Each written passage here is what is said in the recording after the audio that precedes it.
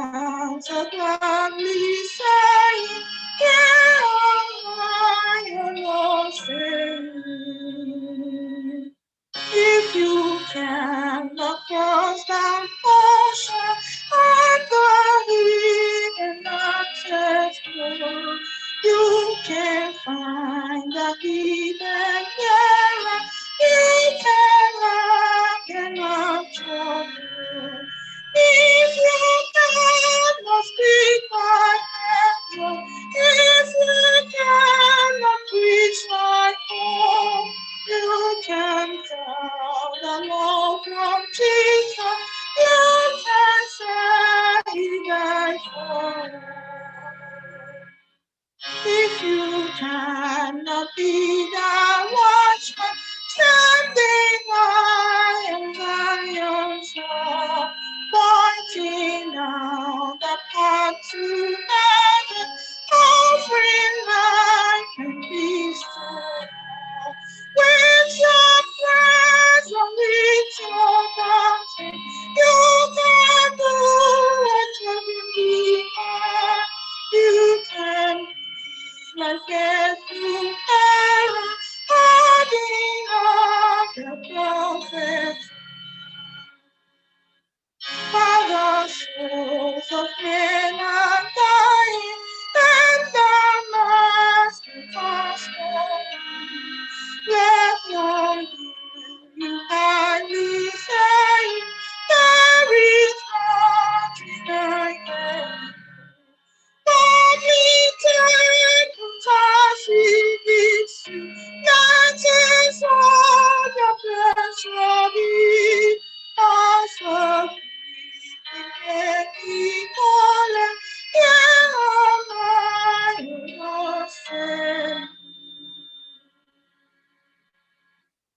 Amen.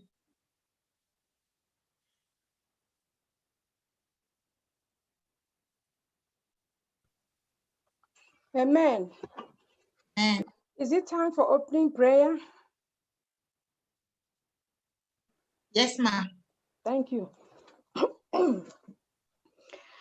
Our kind and loving Father in heaven, the Father of our Lord Jesus Christ, King of glory, your children, FirstIgbo, Seventh-day Adventists in New York, and our friends from other areas, from other states, from other nations, we have gathered in your presence this morning.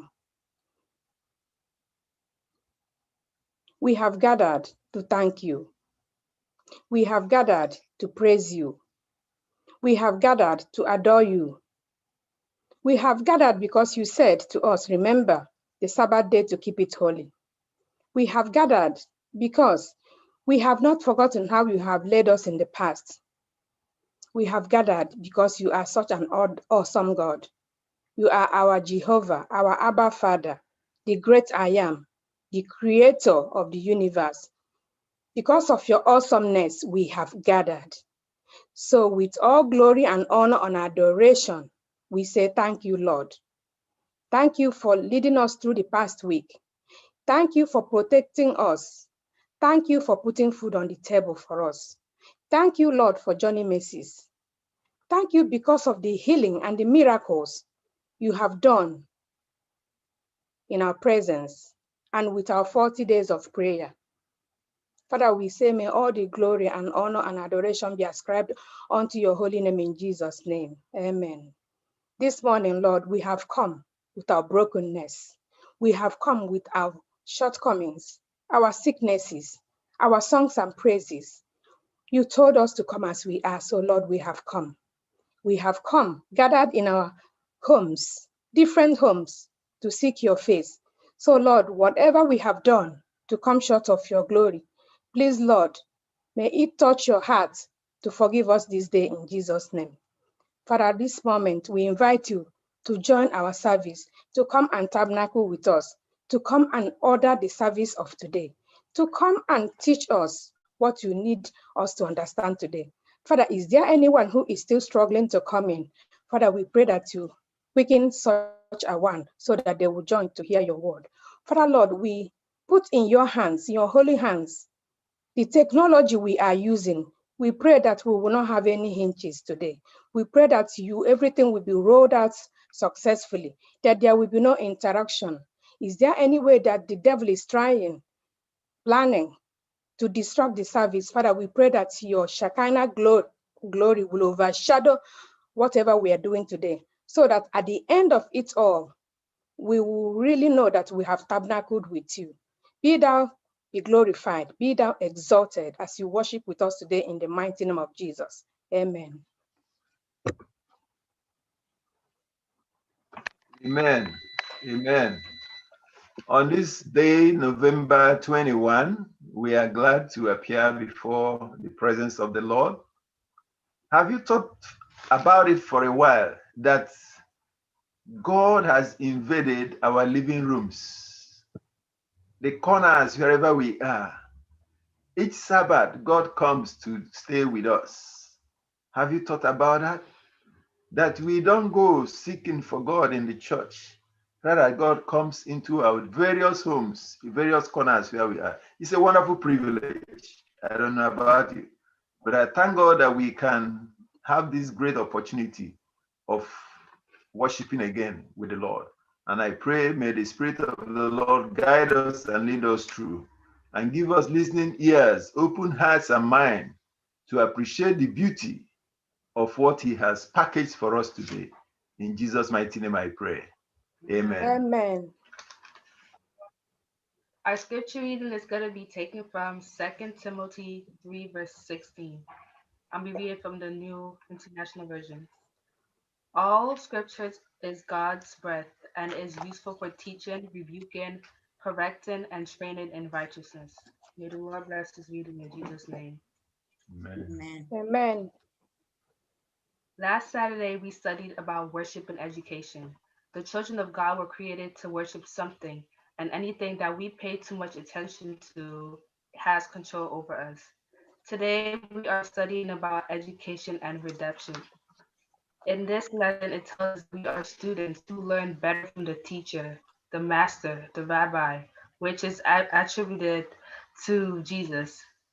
It says that learning to know God is our foremost response to His grace. Yet we cannot earn that grace, but we will study it.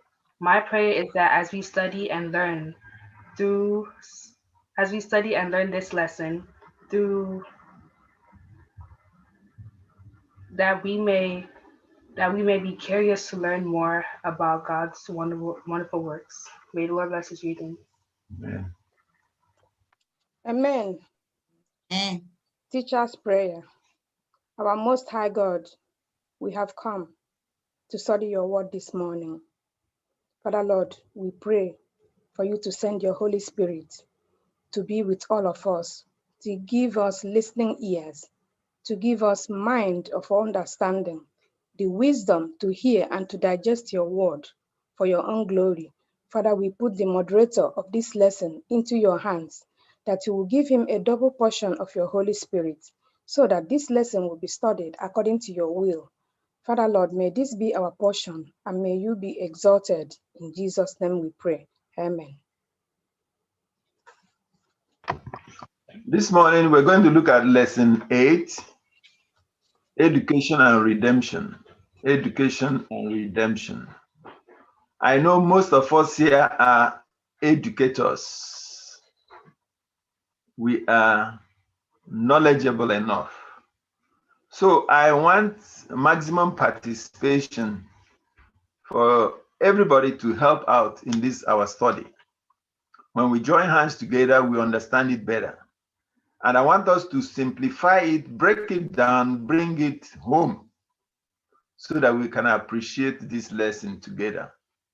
So I want to start off with the word education.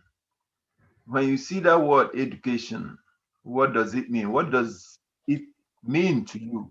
How do you see it? How can you tell somebody else, somebody lower than you, what education means? Education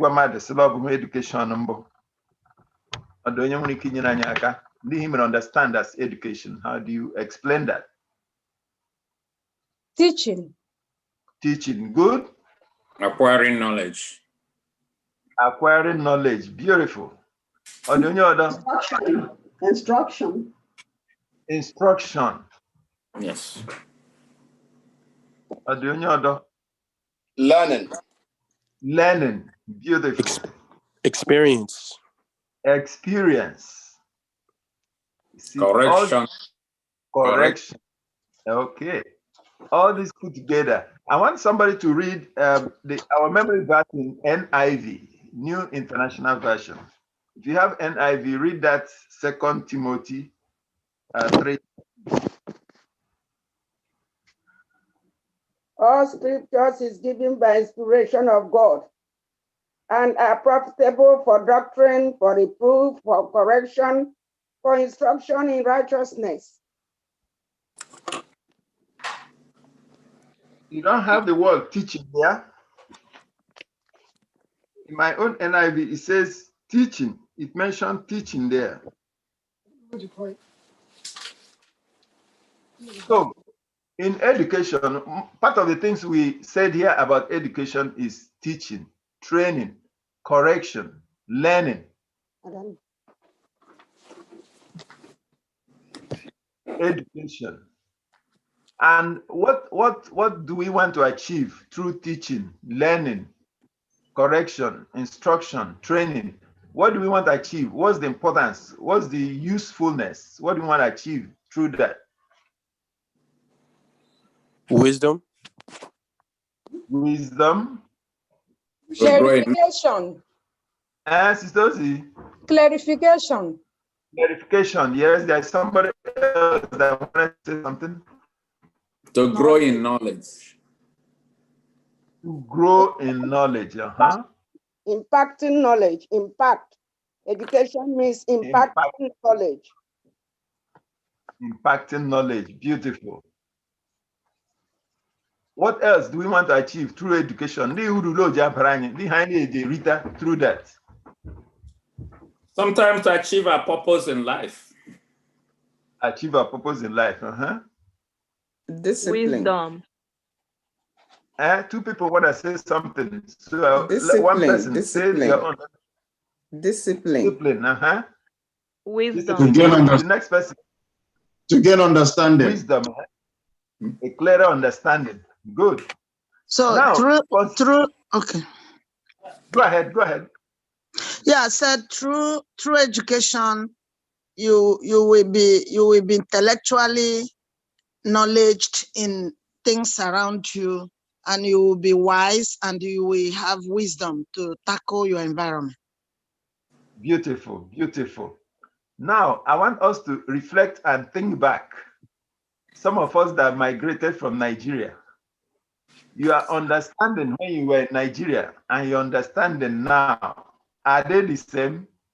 No. Okay. No.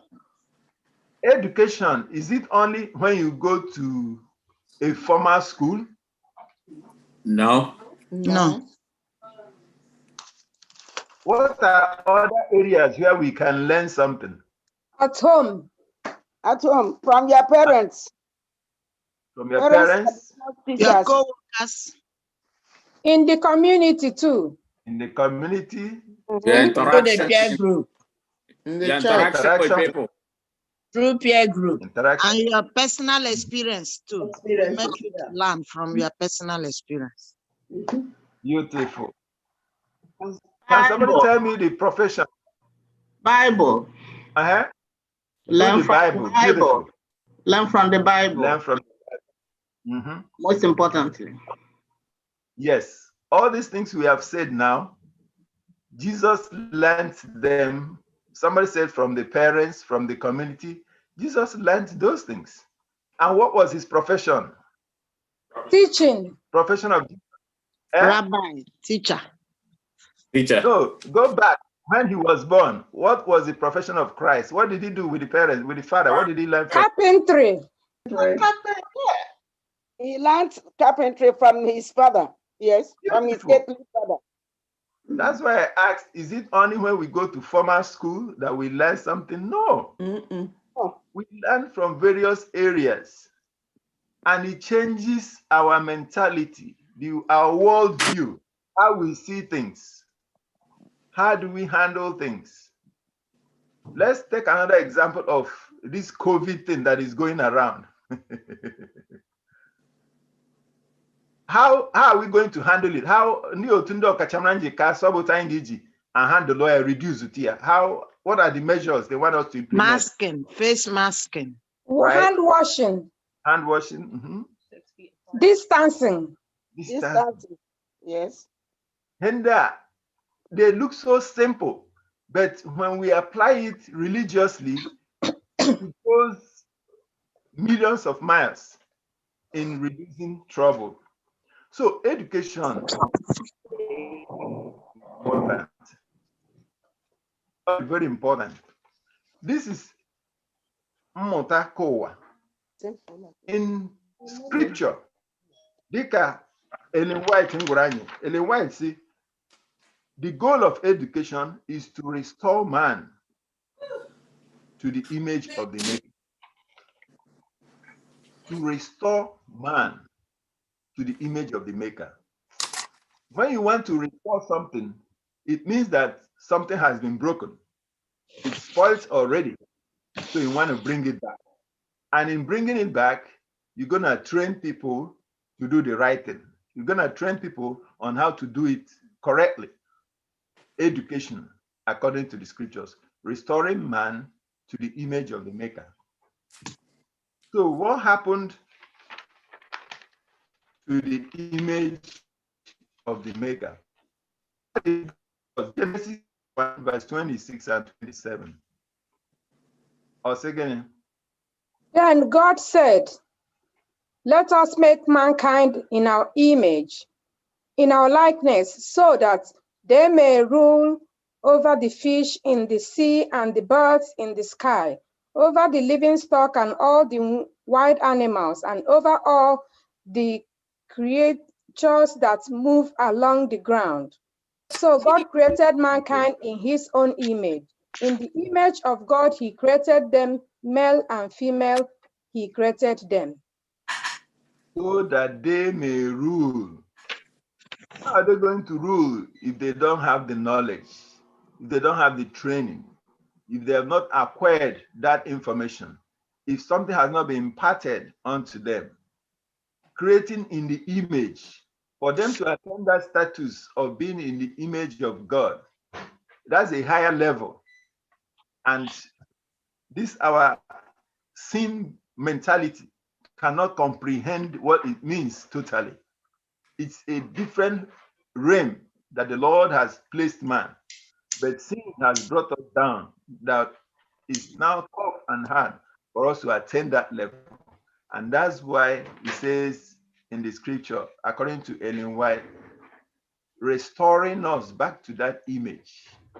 And that's why we are studying the Bible. That's why we are learning the scriptures. That's why we're coming to God. That's why we humble ourselves. That's why I ask him to impart wisdom unto us, to give us that training through his Holy Spirit, to direct us to do the right thing. Education and redemption. I want us to look at redemption. Redemption, Abogan. What is redemption? I said, let's try and bring it down home. Redemption, Abogan. Rescuing. Mbapota, rescue. Some say rescue, right? Mhm. Any Yes. other thing? Any other thing? There's another thing about redemption. Saving. What do you say? It says the story of Saving. redemption. Okay. Save. It's a story of education from creation to incarnation, and from incarnation to reincarnation. Okay, that's the process. You are going through the long process, how God did everything. So, saving, rescuing us, Buying back. buying back, bringing us back. So, somebody saying something? What God did for us, redemption, provided redemption. For us to get that education back, restoring us back to that image, there must be a saving grace. Something must have happened to bring us back. So when I look at some areas in the scripture, which you know so well, the story, how God provided redemption to his own people. Let us look at Noah. In Noah chapter 6, 5 to 8, what happened there? How did God provide redemption to his people back then? In the book of Genesis chapter 6, from 5 to 8. Can somebody read that? Genesis chapter 6, 5 to 8. The Lord saw how great the wickedness of the human race had become on the earth, and that every inclination of the thoughts of the human heart was only evil all the time. The Lord regretted that he had made human beings on the earth, and his heart was deeply troubled. So what did God do to provide redemption for the people at that time? So the Lord said, I will wipe from the face of the earth the human race I have created, and with them the animals and the birds and the creatures that move along the ground. For I regret that I have made them. But Noah found favor in the eyes of the Lord. Gịnị bụ mgbapụta ukwu a onye nwanyị mere n'oge nke Noah? What did he do? He had Noah build an ark for the rescue. Beautiful. Of his children. We'll leave that one too and look at Adam.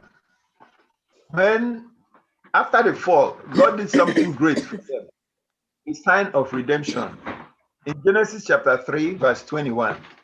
Let's look at that area too. Genesis 3:21.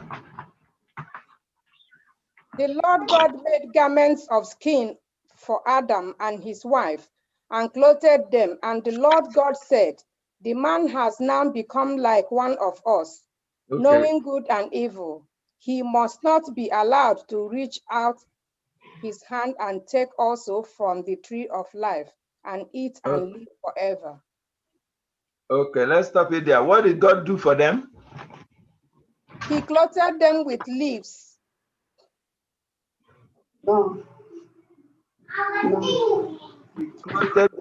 Read that area again.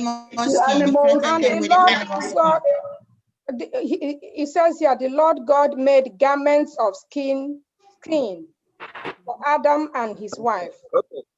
Right, garments of skin. What does that tell us? Covering their sin. Redemption. Plan of salvation. Right. There was a plan, and he made garments. There was blood was shed. Skin. That means blood was shed. He made provision for the redemption of man at that time. Let's look at another one too. The Israelites. In Genesis chapter 14, verse 29 to 31. Genesis chapter 14, 29 to 31. Here we can find another process, how God provided redemption for his own people. You can see that all there is no 29. 14, chapter 14. Yes, I have 14, but you said no verse. Maybe another. There's no 14. There's no 29 and 14. Stop at 24. John. Oh, okay.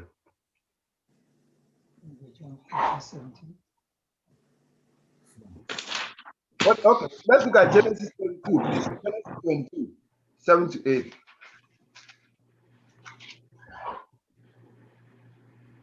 Let's look. We move to that of Abraham after we come back to that. Genesis 22, 7 to 8. Huh? What? 22? 22, 7 to 8, right? Yes, 7 to 8. But Isaac spoke to Abraham, his father, and said, my father. And he said, here I am, my son. Then he said, look, the fire and the wood, but where is the lamb for a burnt offering? Okay. And Abraham said, okay, that was another very important story that we know. God will provide a lamb for the sacrifice. In the plan of salvation, God has always gone ahead to make that provision. So it is always by grace. God has made that plan. It's only for us to exercise that faith, accept, and this plan of salvation involves obedience. It involves obedience. So without faith, it's impossible to please God. In the process of restoring us back to that image of God, we have to exercise faith. In the case of the Israelites that I was saying, I was trying to draw attention to what happened in the Red Sea. They left Egypt out of the suffering, and God was taking them to that promised land, making a provision for them. And they had to pass through that Red Sea on a dry land. God made a provision of redemption, of salvation to the children of Israel. And these are examples of work of God that was done for the people of old. And Christ now came himself to show us a better way out, as we see in the Synoptic Gospels. But following our lesson, let's look at that image of God again. Just as you read in Genesis 1:26, God created us in his own image, and he wants us to, to be elevated to a higher level. But sin has diminished that in us. But we need to go back to that level again. Christ has come to teach us a better way. The lesson says, like a teacher. The person that introduced the lesson, like a teacher, teaching the children, teaching the students. We are the students, and Christ is teaching us a better way of coming back to him. In teaching, there is always a process. There are things we need to do. We have many teachers here. There are things you do. You plan a way of inculcating this information to the students so that they will be able to understand it. You find different ways of passing on the information to them. When you are in school and you are not doing well academically, you are failing some grades, you are not getting it, what do? You go back. You go back and restudy. You go back and check again. You strategize, find another way of doing it. And read hard in order to come up to the level, to the expectation. So God, there's an expectation God has for us, and we must meet that expectation. Jesus is our teacher. There are so many ways they describe Jesus in the Bible. What are the ways? There are so many, according to our lesson, so many ways that Christ was described as what? A rabbi? I counted up to nine ways. Yes, as a master. Teacher. A teacher. Son of man. Son of man. Counselor. The Redeemer, Counselor. Lamb of God. So Jesus has so many attributes. Our lesson talks about 9 of them. Savior, Redeemer, yes. Lord, Lamb of God, others. Okay, so many attributes of Christ, and that is our teacher, having all those attributes. Let's look at the book of Luke chapter 2. Luke chapter 2 from verse 42 to 49. Luke chapter 2. When he was 12 years old, they went up to the festival according to the custom. Yeah, go ahead. 42 to 49. Okay. 43. After the festival was over, while his parents were returning home, the boy Jesus stayed behind in Jerusalem, but they were unaware of it. Thinking he was in their company, they traveled and for a day. Then they began looking for him among their relatives and friends. When they did not find him, they went back to Jerusalem to look for him. After 3 days, they found him in the temple courts, sitting among the teachers, listening to them and asking them questions. Everyone who heard him was amazed at his understanding and his answers. When his parents saw him, they were astonished. His mother said to him, "Son, why have you treated us like this? Your father and I have been anxiously searching for you." 49. Why were you searching for me? He asked. Didn't you know I have to be in my father's house. What is there anything that was so striking to you in that reading? Is there anything so striking in that reading to you about Christ? What happened there? In the temple, observing and asking questions. Okay. And who were the students present there? Adults. The rabbis. The rabbis. The teachers. Good. The elders. High theological people were present there. And here you find somebody of about 12 years, between 12 and 18, addressing them.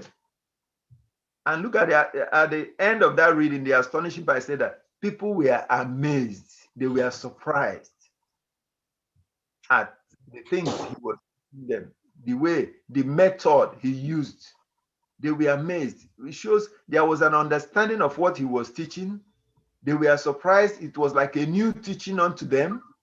They were assimilating it. They were listening. So as students, we have a role to play. We have to listen. We have to assimilate. We have to believe. It has to amaze us. And that shows a clear understanding that we are grasping what the teacher is saying. So the method of Christ was very good, and the people were amazed at his teaching. There was also another rabbi that met Christ. This one was so surprised about him, and he came on a one-on-one basis. That's in John chapter 3, 1-3. John 3, 1-3. Elder, can I just say something? As students, we should be ready to listen. But as teachers, the teacher has to come prepared also. Christ was fully prepared. He knew the topic he wanted to discuss. He was versed in the discussion. So the people he was teaching were able to learn from him. It will be hard for a student to learn from a teacher that comes unprepared. So Christ was more than prepared, hence the understanding and the grasping by the students. Beautiful. Thank you for that contribution. Very important. So let's look at John chapter 3, 1-3.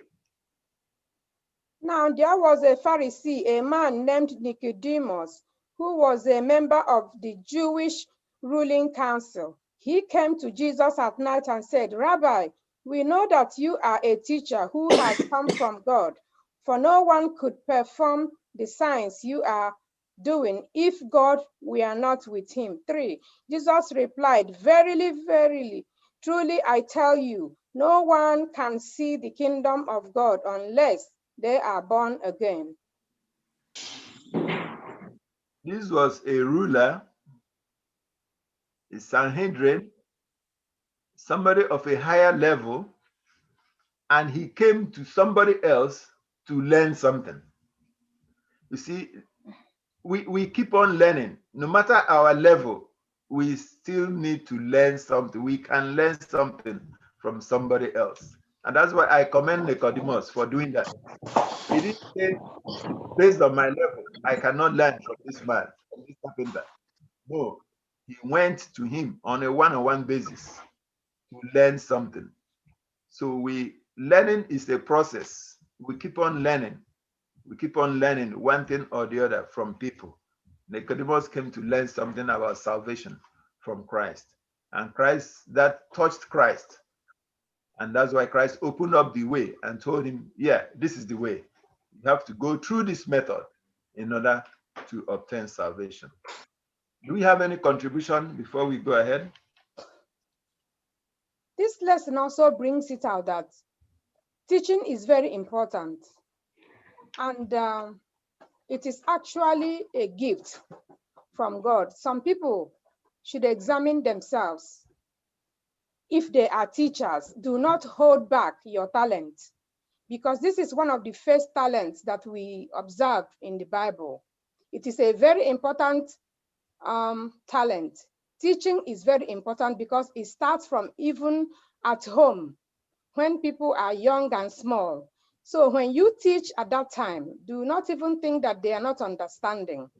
They are understanding. Teaching is going on everywhere, in the house, in the community, at work, in schools, and everywhere. So teaching is a very important occupation, and all of us are teachers in our own small corners. Everybody is a teacher. Even a young person is a teacher. There are people who are young, but they can teach an adult things they do not know. Don't even underestimate the younger ones or the housekeepers in your household or in the hospital. They can teach you something you will say, oh, I didn't know you could do it this way. So let us have a teachable spirit and be also able to, willing to teach others what we know instead of hoarding what we know. Amen. Yeah, that's an interesting lesson on when we look at the account of Nicodemus, we saw how high he was, but he was able to humble himself in order to learn. You know, that the Lord is pointing to us the same way too, you know. That's why he mentioned of, you know, children, how they love to learn. In order for us to enter the kingdom of God, we have to humble ourselves like children to learn.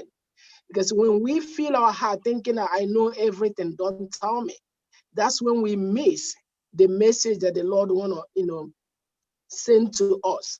Do not overlook anyone. Pay attention, humble your heart, pray and ask the Lord, is that something you want me to learn from this person? It doesn't matter the education, because when you humble yourself, you can learn a lot. We learn it from Nicodemus.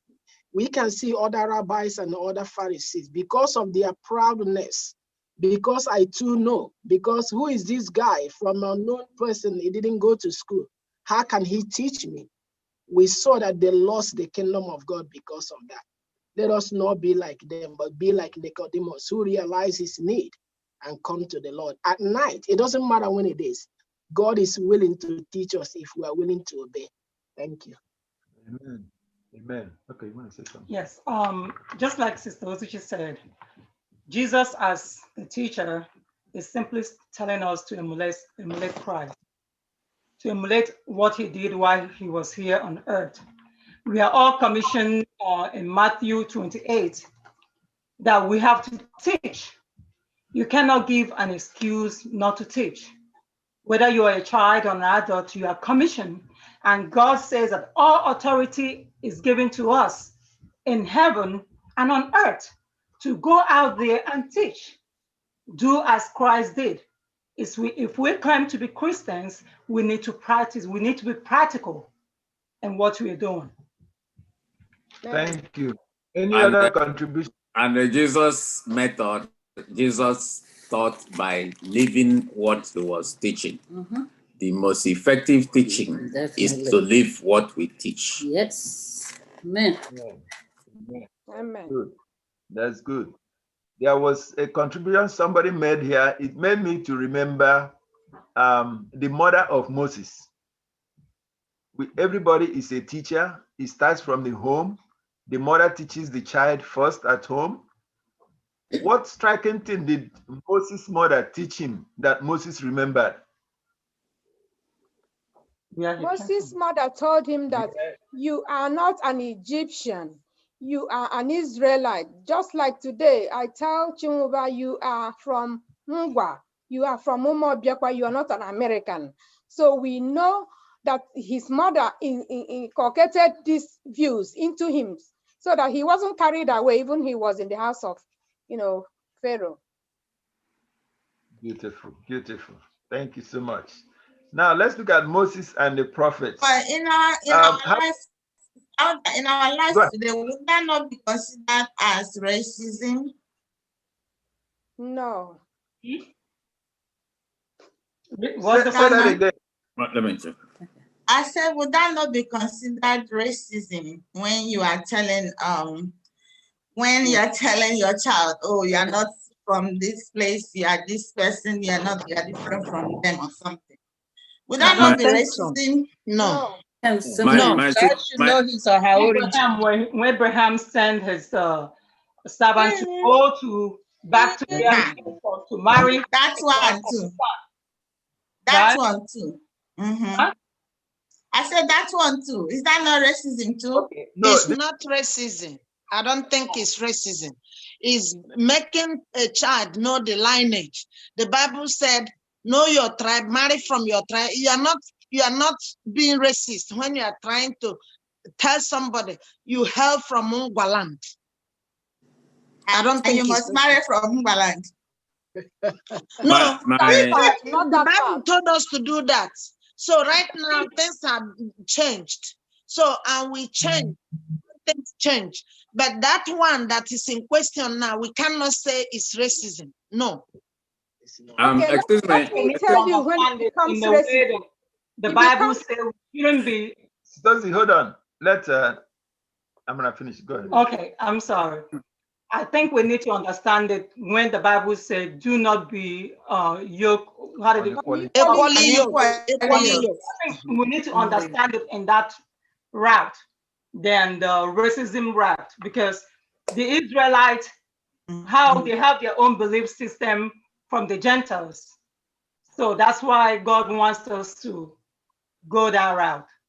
Please, let us not just focus this on where you're coming from. In this country where we are living today, we have to teach our children that a lot of things they say is right, is wrong. A lot of things they say is wrong, is right. Let us see the practice and that is going on. We're not seeing those talking. Let's move today. this. We see people talking. We just see only one face. Let's see ourselves, please. Let's teach our children. Talking, we should see the person talking. That's how it has been every Saturday. Okay. You control it yourself now. Look at up there. You will see gallery view. Click on gallery view so you can see everybody. I don't know how to operate it. So go ahead. Sorry to interrupt.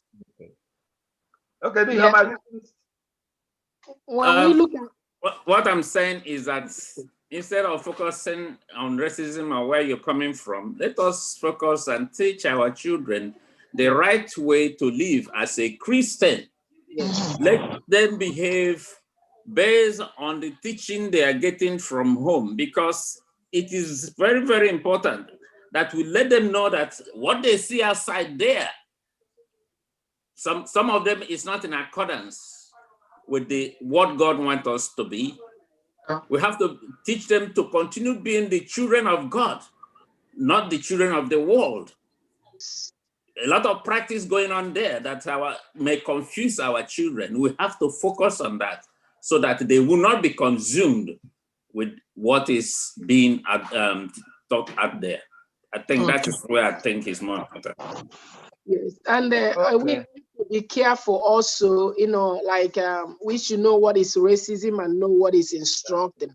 Like when the memory verse talks about instruction, doctrine, things you need to let your children know at home, like we talked about Moses' mother, how she didn't taught Moses the truth. How did Moses make a right choice?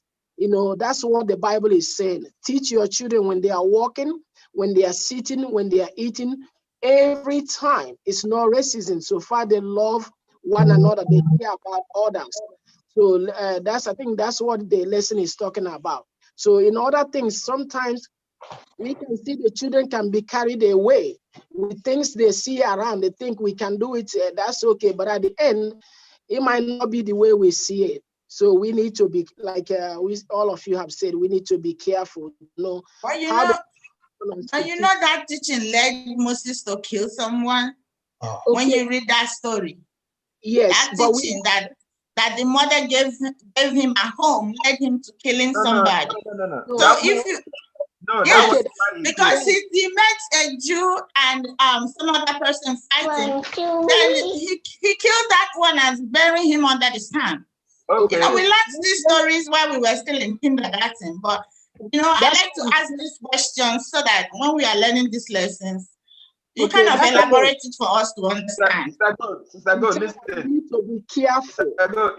He killed because he was a Jew and the other one is not. That was not the reason. We need to read it again and you understand. That wasn't the reason why he killed, okay? Let me add Racism. something. Let me add something to that. I think basically what Moses' mother taught Moses, in addition, the reason why Moses' mother taught Moses, remember you are an Israelite. You are not an Egyptian. It's just to let Moses remember you're a child of God. Yes. Remember, you people are children of God. You are not like the hidden. And that is the most important thing to teach our children. Yeah, it's not basically, oh, you're Israelite, these people are Egyptian, therefore don't do anything with them.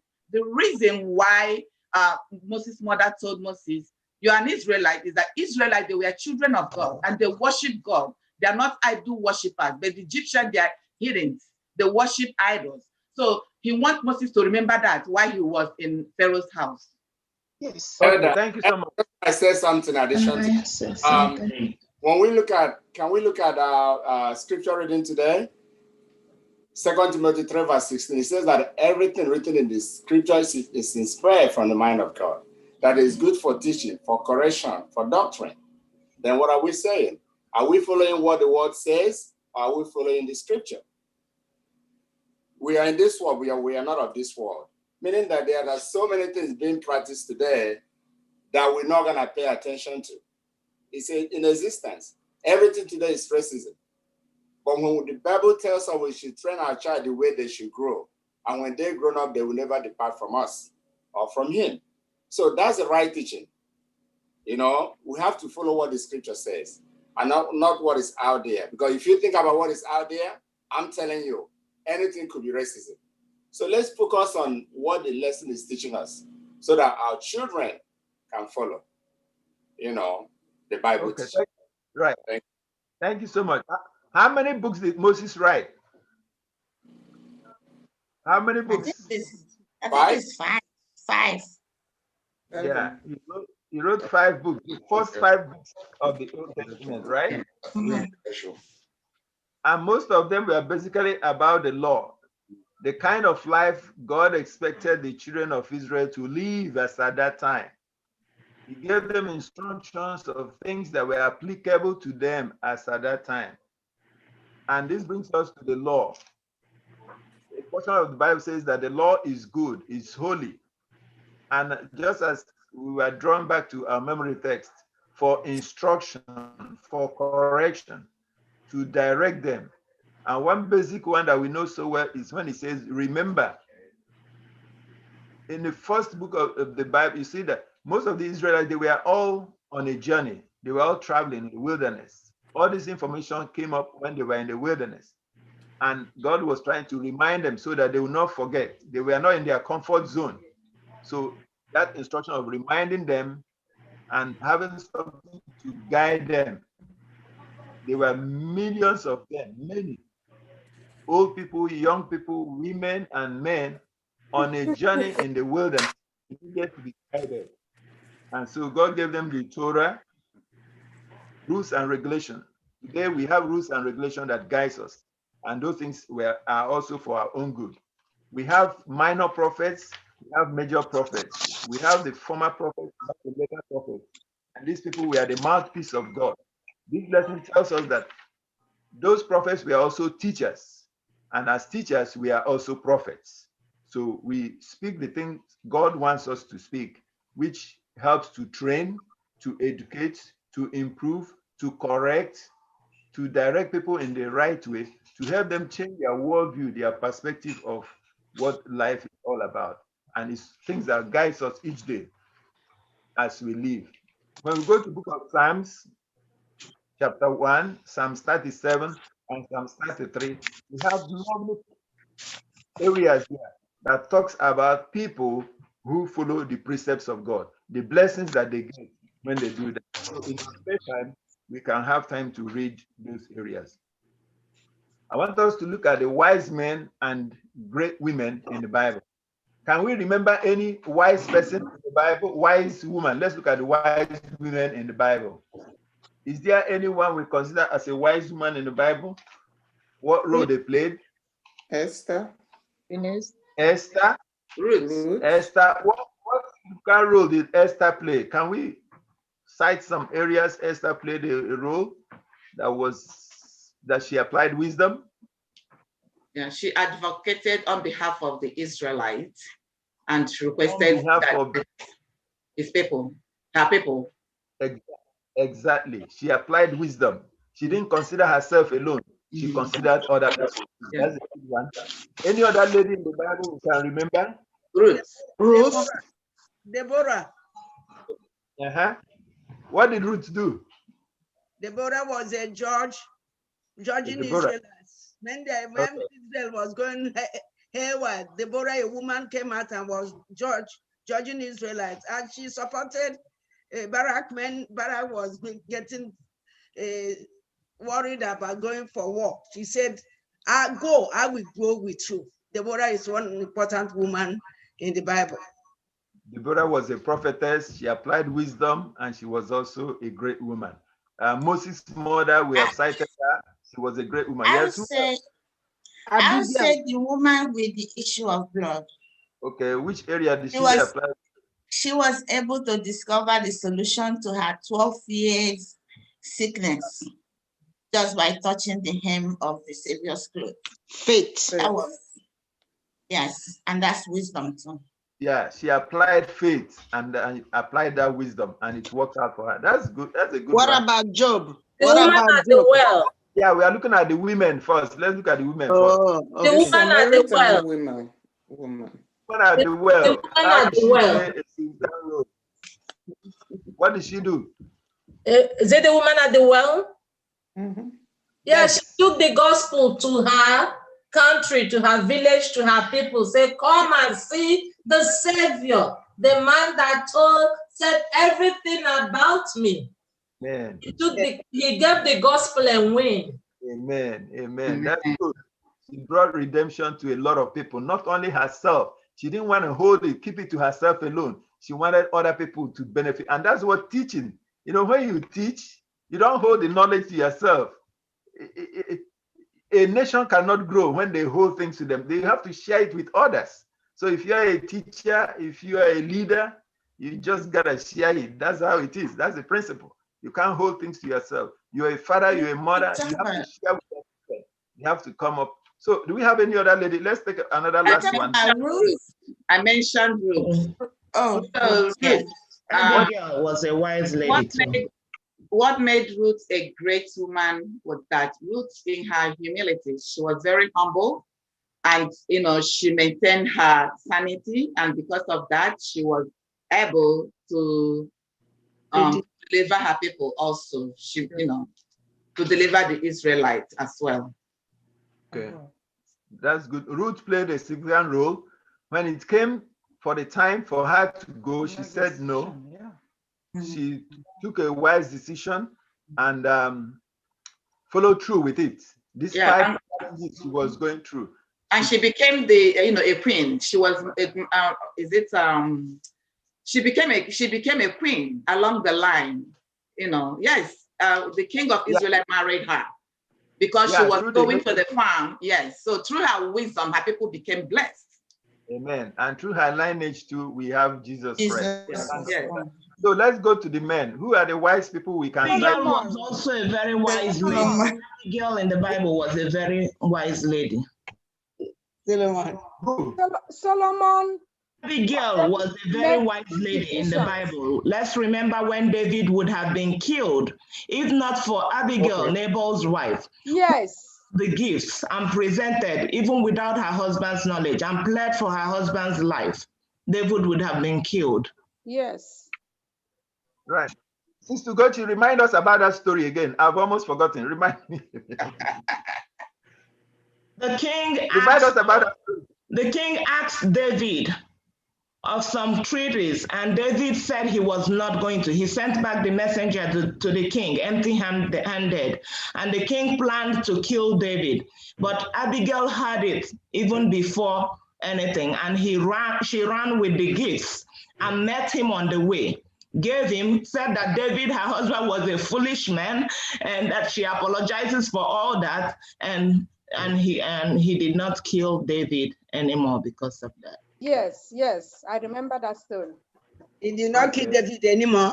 David did not go to kill him. Yeah. David was going to destroy the man. Not the man destroying woman, the wife he had about he it. refused to give David. He refused to give David what he requested from him. That is the story of Abigail. Okay. If that's how you turning it upside down. Okay. So Abigail applied wisdom in this area. It's good for us to bring these things up so that we know how to also utilize wisdom. People in the past utilize wisdom, and we should also use it. So let's go to the men now. Oh, Let's go. Moses. Solomon. Yeah, Solomon. Let's look at Solomon.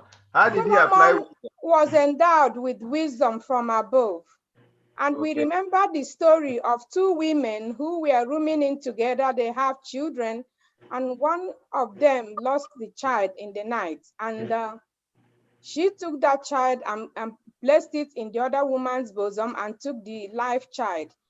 And at the end of it all, Solomon was able to come to the decision that he will not cut the live child into two. And that was accounted for him for being a very good judgment, because the woman who wanted this child to be killed was not the mother of that child. And he ruled Israel with a lot of wisdom, that he was the most wise man around, and other people came to him because of his wisdom from other areas. Right. Have you considered that judgment, the decision of Solomon? Have you looked at that situation? Was it an easy one to take? No. How did Solomon come to that making that good decision? What happened? How did he come to that? Because he knows that any person with brain will not want his or her own child to be split into two, because at the end of it all, the child will be dead. So the heart of a mother is not that wicked. So he understood that this woman who is telling me to do this will not be the mother of this child. But I think it's God who gave him that wisdom. It's not the wisdom of man. So, yeah, God gave him that wisdom. We can remember when God asked him, what do you want me to do for you? Something like that. He said, when he became a king, he said all he needs is wisdom to be able to know the right from the wrong. So he asked for wisdom, and God gave him wisdom. And today the Bible said, does anyone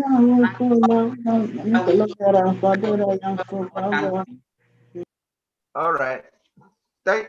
Sister Libre, you finished? Sister Libre, are you finished? Yes, I'm finished. Okay, thank you so much. Aka Nwogugu, you want to say something? Yes. Okay, go ahead.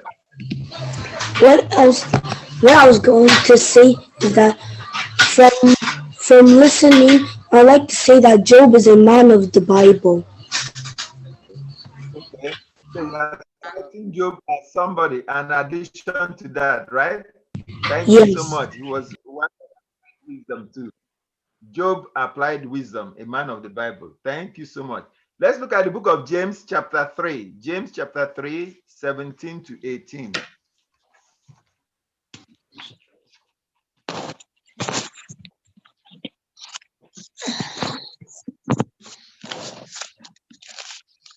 But the wisdom that comes from heaven is first of all pure, then peace-loving, considerate, submissive, full of mercy and good fruits, impartial and sincere. Amen. Peacemakers who sow in peace reap a harvest of righteousness. I want you to read it again, because I'm still battling with how Solomon got that kind of wisdom that he applied in the situation we just narrated. And looking at the wisdom that comes from above, what does it say? Read that area again. But the wisdom that comes from heaven is first of all pure, then peace-loving, considerate, submissive, full of mercy and good fruits, impartial and sincere. Beautiful. The kind of wisdom God gave to Solomon, that's the kind of wisdom we should seek from God. It's a gift, and God is ready to give it to us. Let us again look at Psalms 111, verse 10. How do we get this wisdom? Psalms 111, verse 10.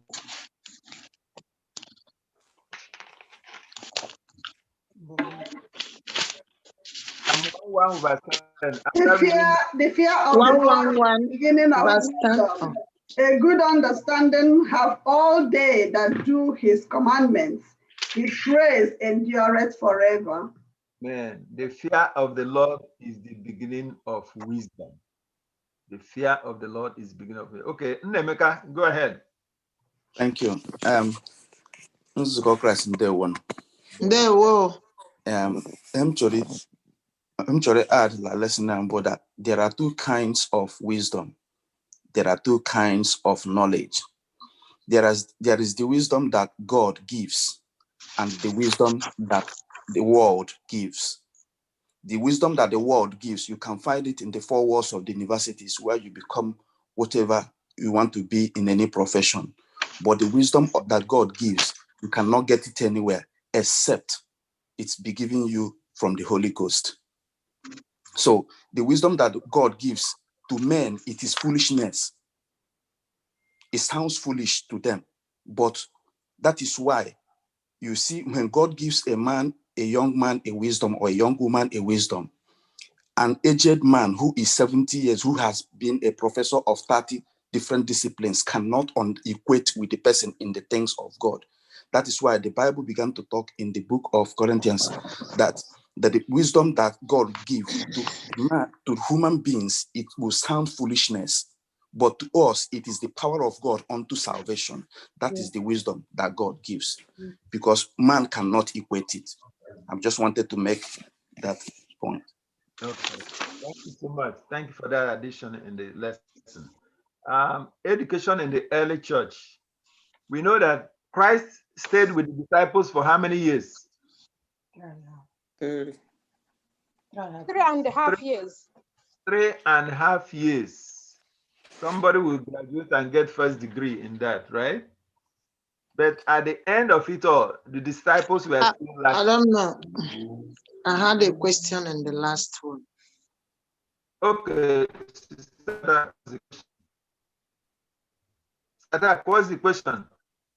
I wanted you to distinguish between wise and wisdom.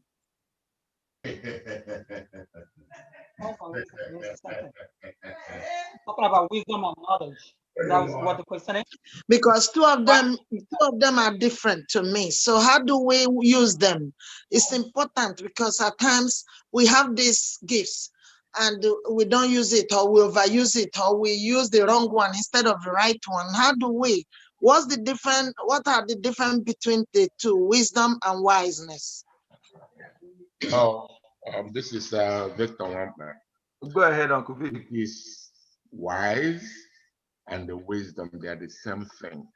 You see, when you look into English language, you know what wise is and what wisdom is. It's the same thing. There is no difference, right? Yes. Thank you. Yes, the ability, it says that the quality of being wise is wisdom. From wise, you get wisdom. Because I know that wise is a way and the manner and method. That's what I know that is wise. Then wisdom, I should think, is the element of personal character. Personal character. And that's what is your preposition. Okay. Okay. I hear you, Sister Ada. We are not going to play into that semantics now, but we know that it is a special gift for us to receive wisdom from God. I think that's the best thing we need to request for, just as Solomon requested for wisdom from God. And it's one of the special gifts that God gives us. So limited to the time of our lesson now, let's request for that wisdom from God. When we request for that wisdom, then God will make us wise as we use it, the application, we apply it, and God will make us wise in that. So in our last lesson, which I have just 2 minutes before we close, is about education in the church. For 3.5 years, Christ was with his disciples. They never graduated. And we can see that in Acts of Apostles. That was why Christ said, because you've not graduated, I'm going to continue. There is something called continuing education. I'm going to continue in this, and I will send another person, a comforter, who will help you to graduate in this. And in Acts of Apostles, we see the manifestation of that. Christ fulfilled his promise, and the continuing education went on. Great things happened, and it's still happening today. That continuing education is with us today. Even during these 40 days that we are doing, we have seen the manifestation of the power of the Holy Spirit in us, which Christ promised. We can see that in John chapter 14. We can see it in so many passages in the Bible. So the work continues. The work of redemption continues. It has never stopped. It will continue until Christ returns. And in summary, this morning is what we have in 2 Timothy chapter 3. All scripture, Old Testament and New Testament, whether you are wise, it's given by inspiration of God. For correction, for training, so that we can grow, to change our mentality, so that we have a different worldview, so that we can come to the level Christ wants us to return to, that image, the original image he has created us, which is what Ellen White says in our lesson. So it is my prayer today that God will help us to get to that level where we will go back to that image of God. In Jesus' name. I'll take 2 questions before we close. 2 questions before we close. Anybody want to say something?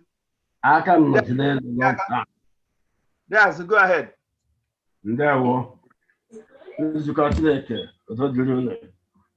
I'm sorry,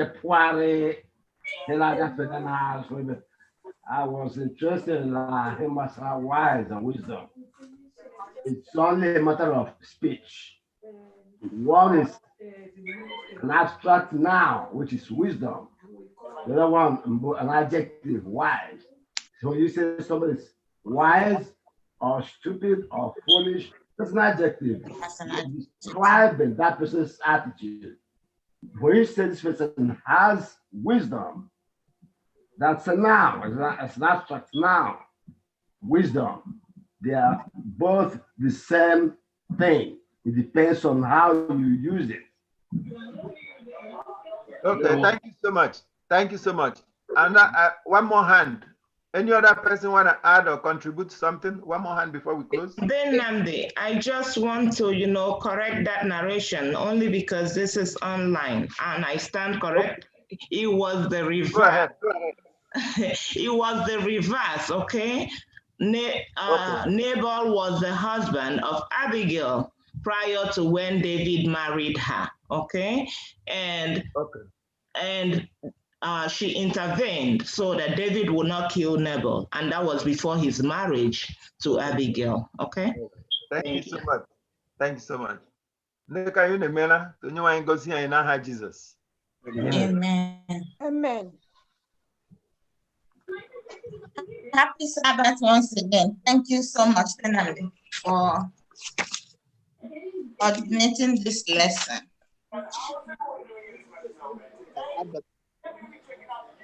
Can you hear me? Yes.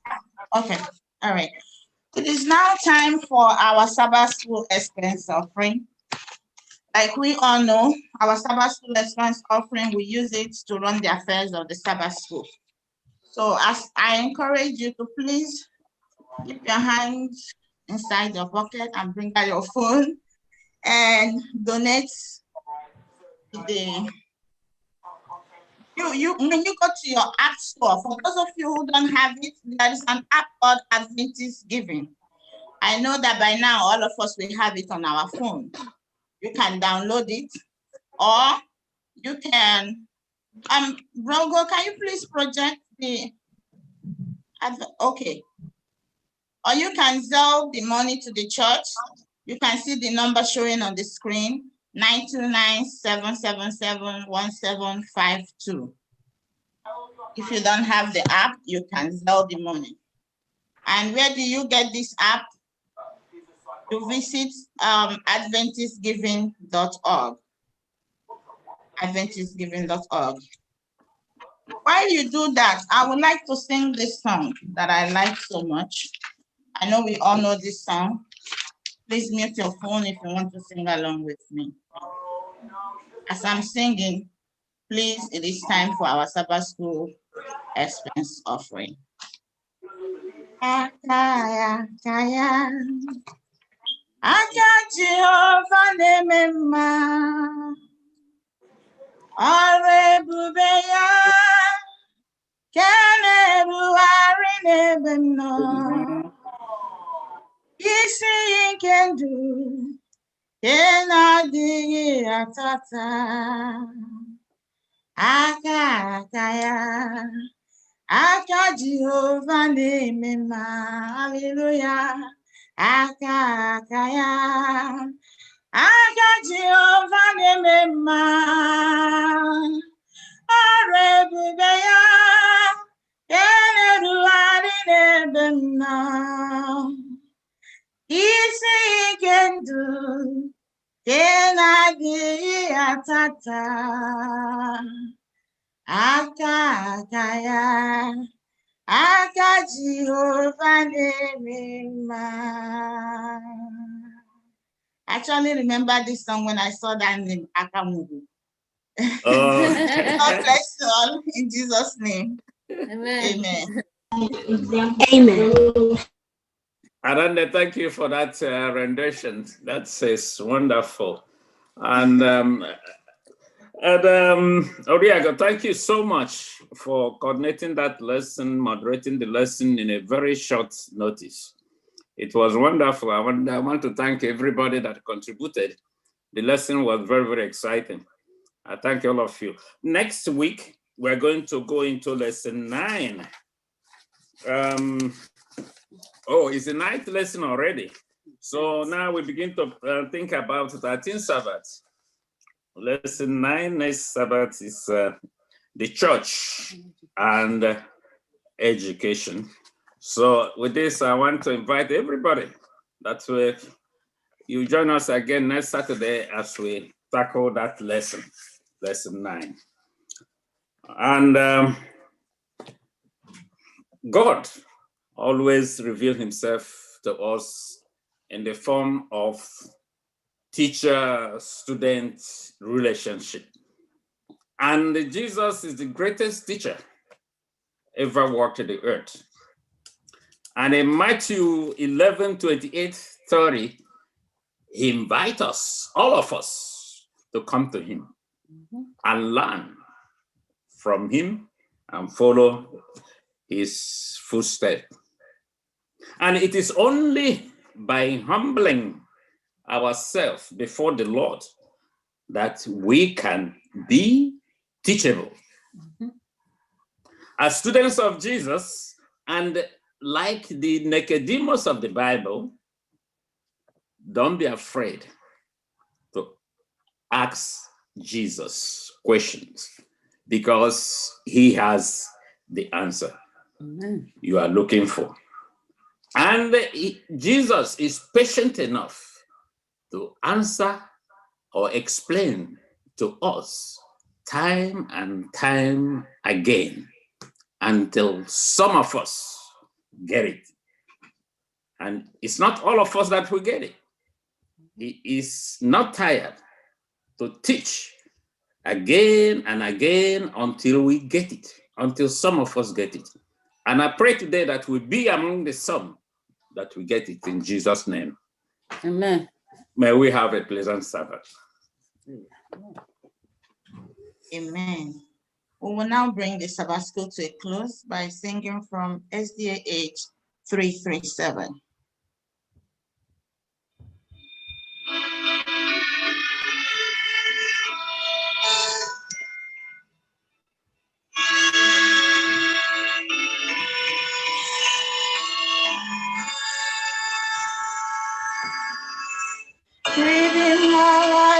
to proclaim it. Within thy love, Lord of the Lord. Even to this end, thine I can. You shine on forever.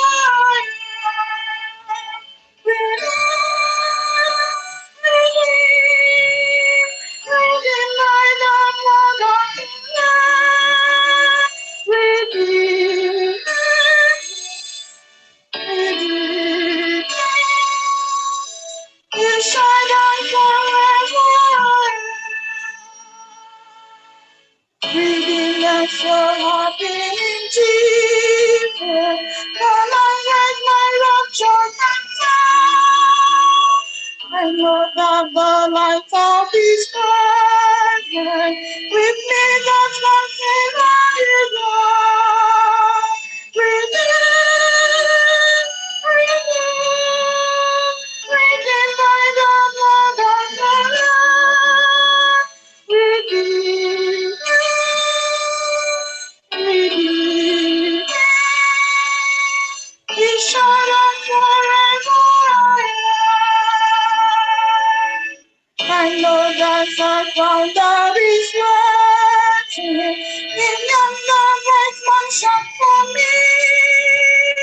On some with the Spirit that's not on some with all that should be.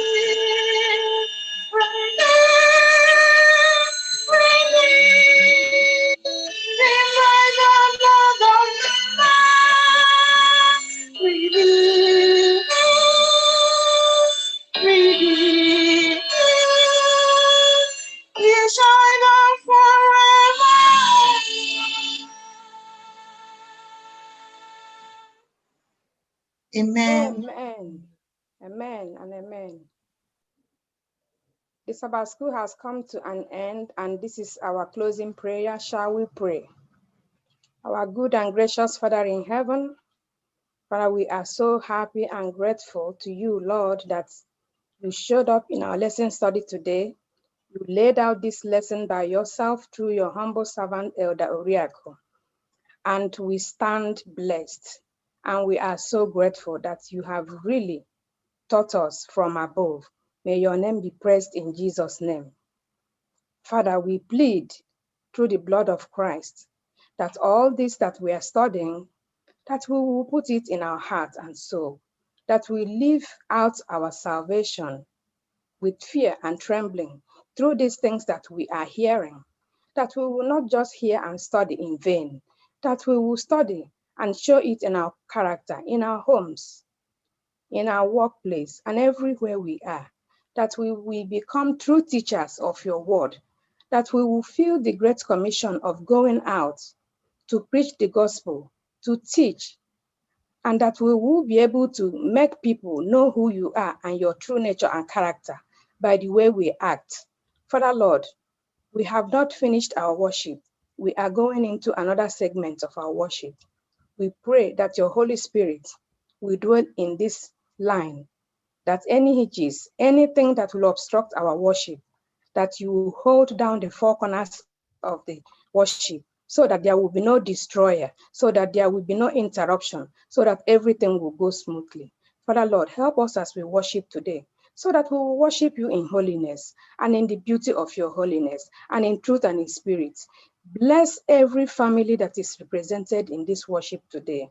Father, is there anyone who showed up today on this line with aches and pain from head to toe, with any kind of illness, with financial situation, with marital situation, looking for fruit of the womb, looking for healing from above, looking for anything, Lord, because there is nothing, absolutely nothing too hard for you to do.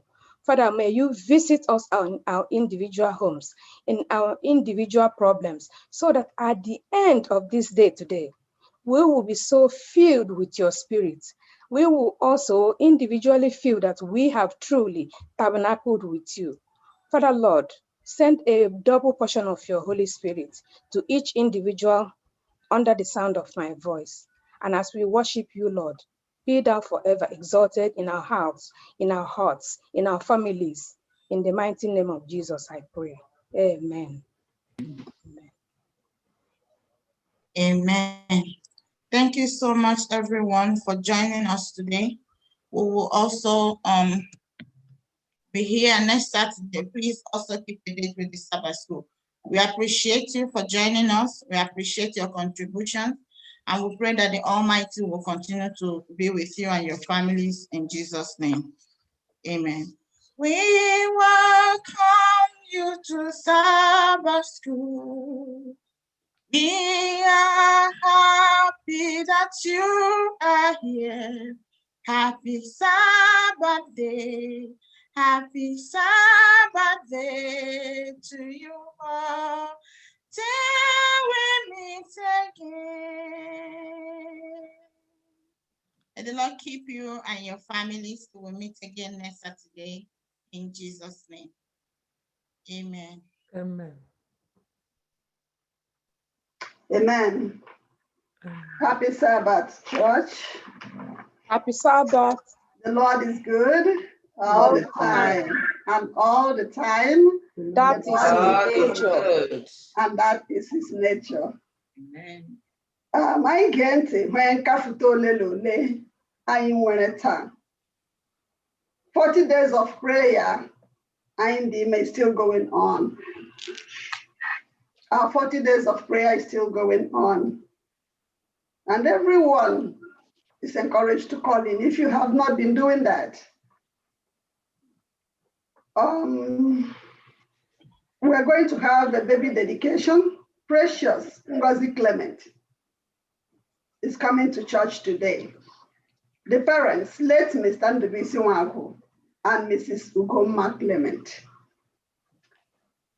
On a sad note, Sister Kecheina lost her sister, her elder sister yesterday to death. Biko, let us call her with our condolences. Tachineke zitara ya lezilo loya nkasi obi n'oge na-adị ike. Okay, I will announce that last. And when a men's ministries meeting on actually next week, 11/29, the men will meet at 10 o'clock. The hosts are Elder Ihomenya and Brother Okechukwu Apollos. They said 10 a.m. prompt. Also, next week, the families of Elder Ihani and Sister Yechi Matthew, they're inviting us to a service of songs in honor of Elder Matthew's father-in-law, Onyechi's father, Elder Benjamin Chukwemeka Igbo, 7 p.m. prompt. So because I chetaya no mark here our calendars for it next week. There's a concert. Let me get it, please. Where Peace in the Midst of the Storm. This is a concert also coming next week, November 28, 2020. The time is 2 p.m. Texas, 3 p.m. our time here, and 12 p.m. Los Angeles, 8 p.m. New York, Nigerian time. Pan-African Gospel Concert presents Peace in the Midst of the Storm. If you haven't seen the flyer, it will be going around. So let us all remember that next week. We have week full of activities. Also, this evening, we're going to have a musical sing-along by 6 p.m. Every family is encouraged to come. Elder Oriako, please, can you give us more insight about this program coming up this evening? Yeah, thank you so much. In line with our program, we are inviting everybody present here in the Zoom. We have up to 50 participants now, 60 participants. We invite everybody to be here by 6 p.m. We'll start exactly 6 p.m. Come with your favorite song, special song. You are going to sing to the glory of God. During this period, we've had series of testimonies. I just can't mention it. We have cried, we have petitioned the Lord, we have learned a lot. I want to express that through music by giving thanks to God this evening. Please make a date with us and with the Lord tonight, 6 p.m. A special song. And we have limited time because at the end of it, we're also going to do our program tonight. So Chike Biangwa Gago Ndenge moderate and Ego Gelie Ndoda Gotoba Korandodo. We are worshiping God through music, thanking Him and expressing our joy for what He has done for us within this period. As we do that, may the Lord bless us in Jesus' name. Amen. Amen. That's all we have. If there are more, our pastor or the first elder will bring them to us. And I pray God to be with us today as we worship Him in truth and in spirit. In Jesus' name. Amen. Amen.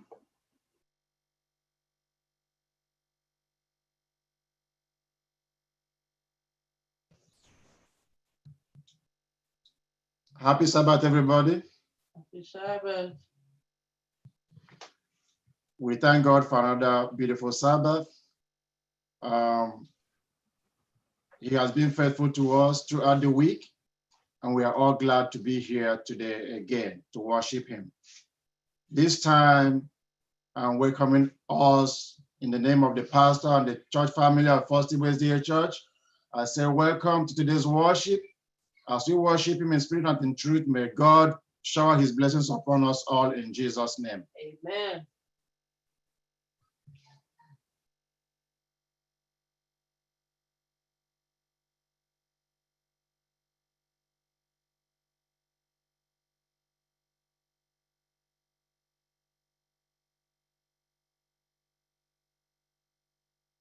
In the next 10 minutes.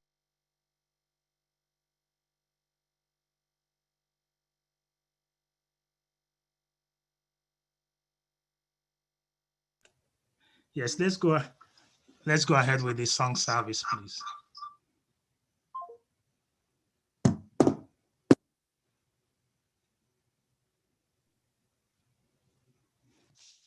You are highly lifted up.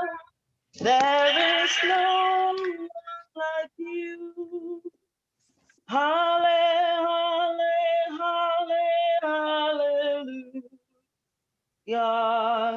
You are highly lifted up. There is no one like you. Hallelujah.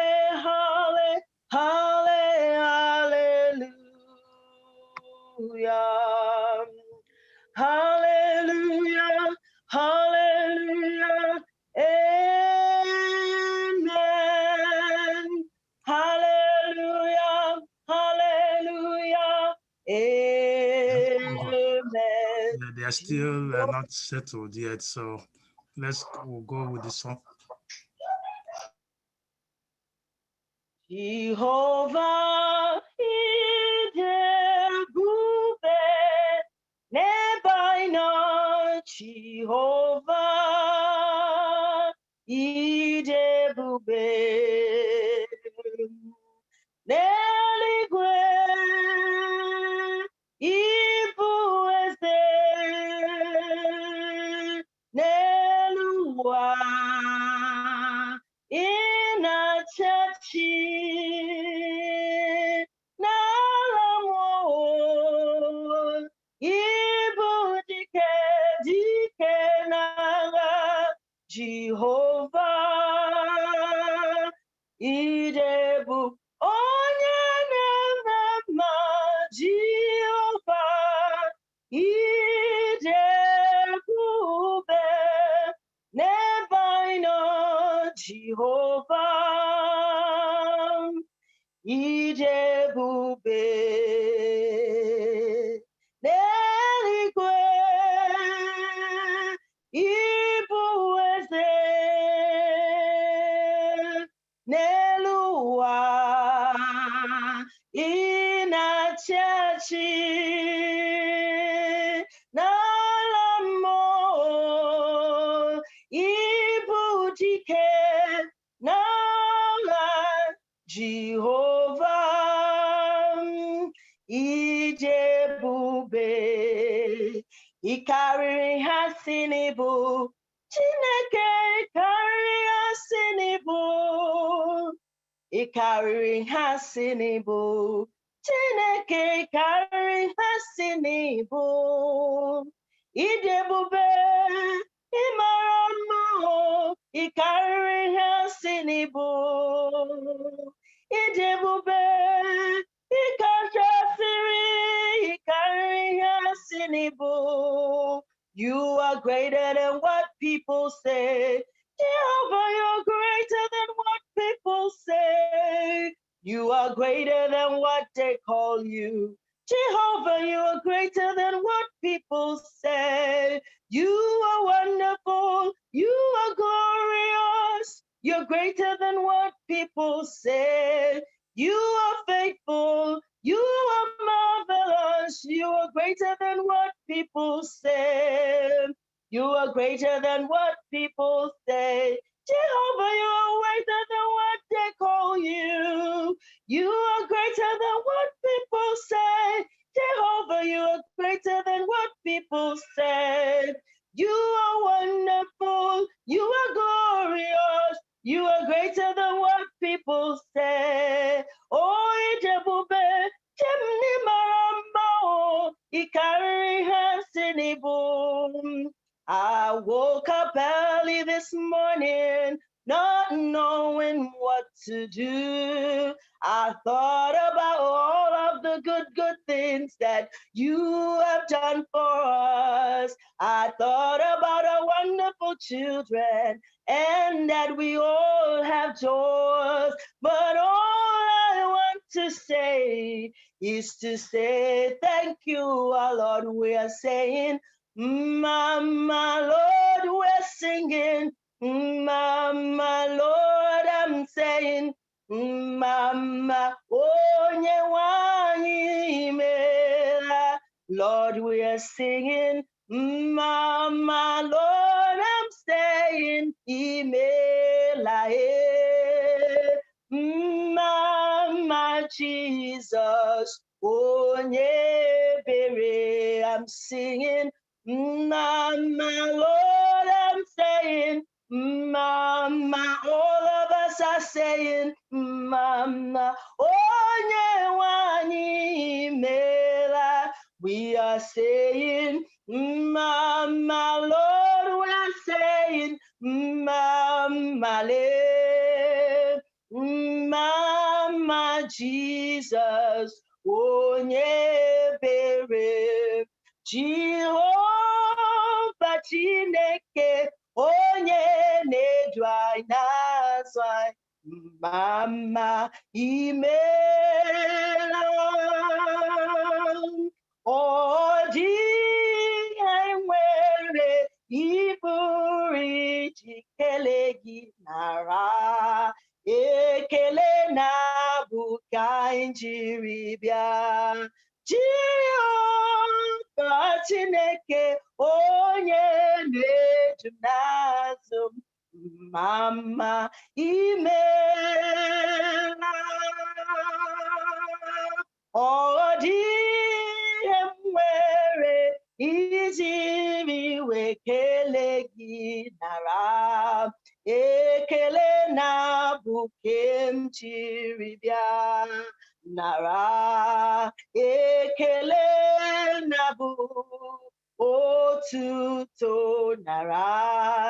Jehova ịbụ onye bere, onye na-edu anyị n'azụ anyị, na-echebe anyị n'ụzọ ndụ nara. Ekele na-abụ ka anyị jiri bịa. Nara ekele na-abụ otuto nara. Ekele n'ịbụ onye bere, onye na-edu anyị n'azụ anyị, na-echebe anyị n'ụzọ ndụ nara. Ekele na-abụ ka ejiri Miribia. It is a great thing to serve the Lord. It is a great thing to serve the Lord. It is a great thing to serve the Lord. So we'll walk in the light of God. Oh, it is a great thing to serve the Lord. It is a great thing to serve the Lord. It is a great thing to serve the Lord, walking in the light of God. So we'll walk, walk, walk. We will walk in the light. We will walk, walk, walk. Oh, we'll walk in the light. Oh, we'll walk, walk, walk. We will walk in the light. Walk in the light of God. What a mighty God we serve. What a mighty God we serve. Heaven and earth adore him. Angels bow before him. What a mighty God we serve. What a glorious God. What a mighty God we serve. What a mighty God we serve. Heaven and earth adore him. Angels bow before him. What a mighty God we serve. Who is like unto thee? Oh Lord, who is like unto thee? Oh Lord, among the gods, who is like thee? You are glorious in holiness. You are fearful in praises. You are doing wonders. Hallelujah. Who is like unto thee? Oh Lord, who is like unto thee? Oh Lord, among the gods, who is like thee? You are glorious in holiness, fearful in praises, always doing wonders. Hallelujah. Jigidem, onyewem Jesus, jigidem, jigidem, onyewem Jesus, jigidem. Osagi kanama merigi kamje meriwa nyemike ogem nile kam harida jigidem onyewem Jesus jigidem o jigidem onyewem Jesus jigidem osagi kam nama merigi kam je meriwa nyenike ogainile kain harida osagi kain nama merigi kain je meriwale nyanyike oge anyị niile ka anyị harịda.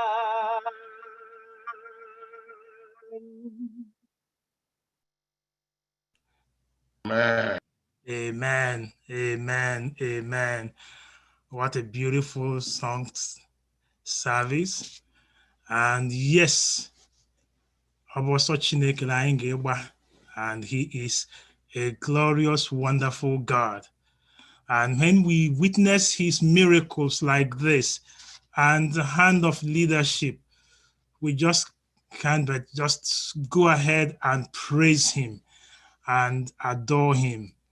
So the music ministry, thank you so much. And what a day today is, because today we can all rejoice in the goodness of the Lord. That the enemy will want to inflict sorrow and pain, but the Lord is always there to wipe away tears and turn our tears to testimony. Today we are having baby dedication, and this one is with a difference, because the enemy came, but the Lord stood tall and strong and mighty. And this family today is here not only to dedicate their baby, but also to rejoice in the goodness of the Lord. That the enemy has done his own part, but Jesus is still on the throne and doing wonders in that family. So we come today blessing the name of the Lord and praising him for his goodness. What a joy, what a privilege that today we have the family of Ndubisi Clement Nwagu and Mrs. Ugoma Nancy Clement. That which the enemy thought he had inflicted pain, today is a thing of joy. That which the enemy thought he has closed the door on them, the Lord today is saying, no, my child, no, this family, I am not done yet. I am with you. I will never leave you nor forsake you. This was a topic that we were discussing when the enemy came. He had requested, Pastor, we need to dedicate Precious Ngozi Chineke. But the enemy came. But today, this family is standing tall. This family is standing strong. This family is pressing on. And that which the Father requested, we are here to complete and perfect it to the glory of the Lord. And let the church say, Amen. Amen. Amen. Nzukọ Chineke ka mbụ ụbọchị oke ọṅụ. N'ezinụlọ Ndubisi Nwagu, ekuwo Ngozi bịatawa, Precious Ngozi. Agbanyeghị oke ọbụla, because with the Lord, the days are not a hindrance. Precious, born October 10, 2019. You count the days. But today, Precious is here for dedication. And they're saying, Pastor, go ahead and dedicate her. And we will do that. But before they do that, I will do that. And I give you the promise. So let's hear from the family. They are right here. Sister Nancy is here. The family members are here. Mbono and the wife, Mbono Amomeli, and Sister Joy Evon, Victor And Chidi Ebube, where is Chidi Ebube? I can't see you. Yeah. No. Stop there. Stop. Don't.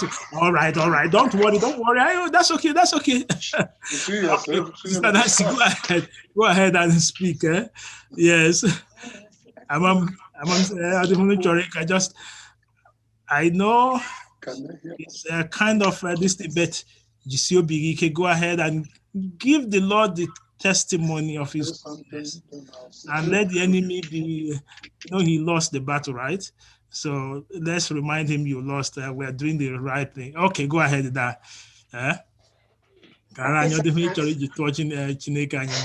ahead. Happy Sabbath, everyone. Happy Sabbath. I really thank God for today. I thank him for everything, for being with us all this day. It has not been easy, but God has been so faithful. I say thank my sister-in-laws and my brother-in-law who has been by my side all this while, never forsake us. I say thank you all, members of FirstIgbo Church, for your support and your encouragement, your prayers. I thank you all in every way. God bless you all in Jesus' name. Amen. The entire FirstIgbo Church, we said that the Wangu family are very, very happy that you've been, behind them, you've been supportive in every form. And I can't thank the pastor enough for his dedication, his shepherdess, and whatever he's doing to make sure that, ensure the pastor is a great shepherd. I thank him very much. And I also thank God for today. This dedication should have, come up long time ago. But the devil has been fighting to make sure that it wouldn't take place. We praise the Lord that it's taking place today. Amen. And I'm happy that everybody is keeping on, and we keep on supporting this family and make sure that everything will be working. With your help and your prayers, I think we will scale through. Thank you all, and may God bless all of you in Jesus' name. Amen. I will leave you with this Bible passage. Jeremiah 31, verses 1 to 4. I will read it from the New Living Translation. Jeremiah 31, verses 1 to 4. You could note it on the Mechakuna Agoye. It says, in that day, says the Lord, I will be the God of all the families of Israel, and they will be my people. Amen. That is, I'll be the God of the family of Ndebisi and Nancy, Clement. Wow. I'll be the God of this family, and you will be my people. This is what the Lord says, verse 2. Those who survive the coming destruction will find blessings even in the barren land. For I will give rest to the people of Israel. I will give rest to this family. Long ago, the Lord said to Israel, the Lord says to your family today, I have loved you with an everlasting love. Amen. With unfailing love, I have drawn you to myself. Verse 4. I will rebuild you, is my people Israel. You will again be happy and dance merrily with tambourines. Amen. You will again be happy and you will dance merrily with tambourines. They say weeping might endure for the night, joy cometh in the morning. You will again dance merrily with tambourines. I will rebuild you is the promise of the Lord. What the enemy has taken, the Lord says, I will rebuild. Amen. Above all, he says, I have loved you with everlasting love. Though Daddy is not here, just know that the love of God that surpasses all understanding will also be your portion. He has loved you. It will not come to an end. It will never cease. Rather, it will ever remain permanent, fresh, and new every day in your life and in the life of your children in Jesus' name. Yes, Lord, that is what we are witnessing today, the love of the Lord. Look at it. The baby today is more than a year old and pressing. Look at how beautiful she is. Look at Victor. See how tall Victor is now. See Chidiebube. See how big he is, letting us know that the Lord is still with this family and will continue to be with them in Jesus' name. Nancy, hold on, press on. At this time, we'll have to do the baby dedication. Chief, we hope carry that on behalf of Daddy for me. And I don't know whether she will not. If she will not let, then I will still leave her with the mother. Yeah. Okay. So Victor, please move to the side, please. Victor, move to the side for me. Move to the side. Oh, no, yeah, it's just Victor. Okay, so please, I need that baby hold the baby for me. Let's bow our heads as we pray now. Our God, our Father, this is a time of fulfillment of your promise that you will never leave us nor forsake us. Even when the enemy strikes, you even come to take the blow on our behalf so that your children can still press on. This family today, we are carrying in our hands this epitome of the goodness of the Lord. Yes. Daddy, you have called to rest, but the children, the wife and the children are pressing on. And they are pressing on by your grace, by your power, by your knowledge. So, Father, we bless you. Thank you for how you have been with them. Thank you for your goodness. N'agbanyeghị Islam nwa nwoke kpọrọ ya si abịa zuru hafụfụ ezinụlọ hafụ kama n'ụbọchị taa lekwa ịdị mma na ebere gị mbinye n'ezinụlọ n'ime anya mmiri wee dịkwa ijikwa aka ide ehisi ya onye dị ka onye yiri gị ịbụ eze ịbụ ịdị mma nara otuto niile nara nkwanye ugwu n'ihi ka anyị bịara n'ụbọchị taa da atụrụ mma si gị meela n'ihi ka n'oge awa ka ọ ga-ekuli nwa n'elu kuliera m ahụ elu biko kuliera m elu. As we lift up this baby now, we now proclaim and dedicate her to the glory of the Lord. In the name of the Father, in the name of the Son, and in the name of the Holy Spirit. And let everyone say, Amen. Amen. Amen. Go with God. The Lord continue to bless you. Sister Nancy, it is not over. The Lord is by your side. Amen. Remember his promise. Amen. I have loved you with everlasting love. Yes. With unfailing love, I have drawn you. I will rebuild you, and you will be happy, and you will dance merrily with tambourines. Remember, the Lord will rebuild, the Lord will love you, and the Lord will continue to draw you to his side now and forever. Go. Amen. Amen. Amen. Thank you, Pastor. Thank you. Thank you. Thank you. Thank you, Pastor. Thank God. All right. So with the worship goes on. So thank you, church. So church, at this time we call. Yes. So at this time.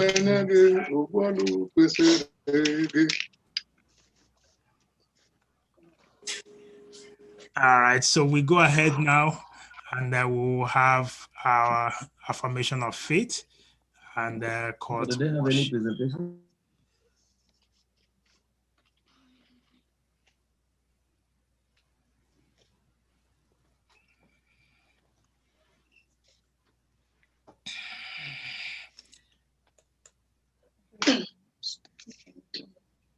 Yeah, the worship continues at this time with the call to worship and affirmation of faith.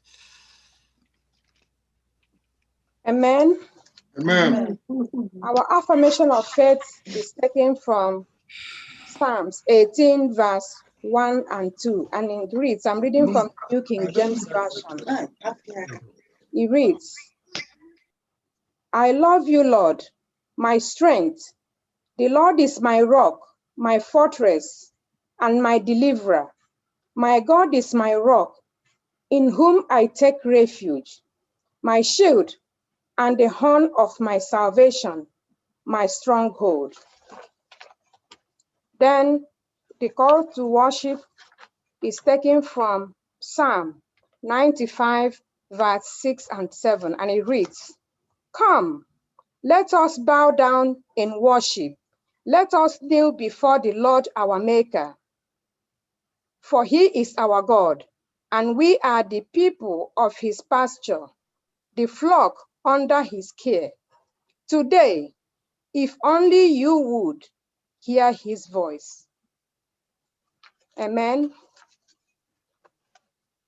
Worship the King, oh glorious above, oh gratefully sing his wonderful love. Oh, shield and defender, the ancient of days, pavilion in splendor and gathered in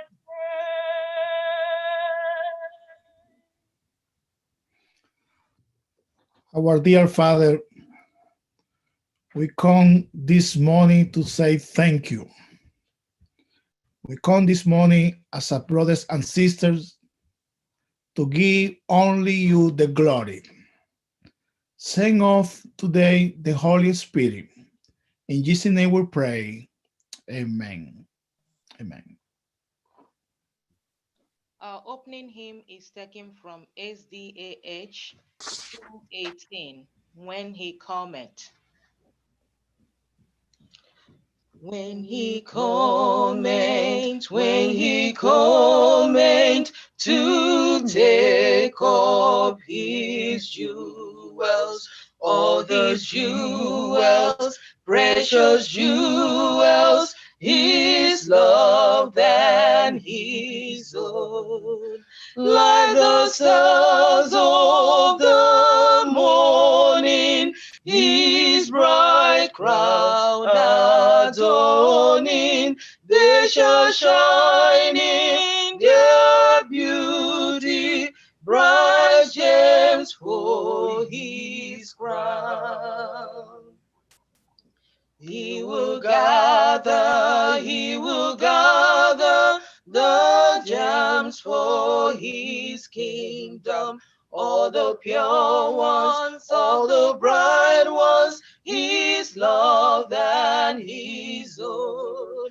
Like the stars of the morning, his bright crown adorning, they shall shine in their beauty, bright gems for his crown. Little children who love their Redeemer are the jewels, precious jewels, his love than his own. Like the stars of the morning, his bright crown adorning, they shall shine in their beauty, bright gems for his crown.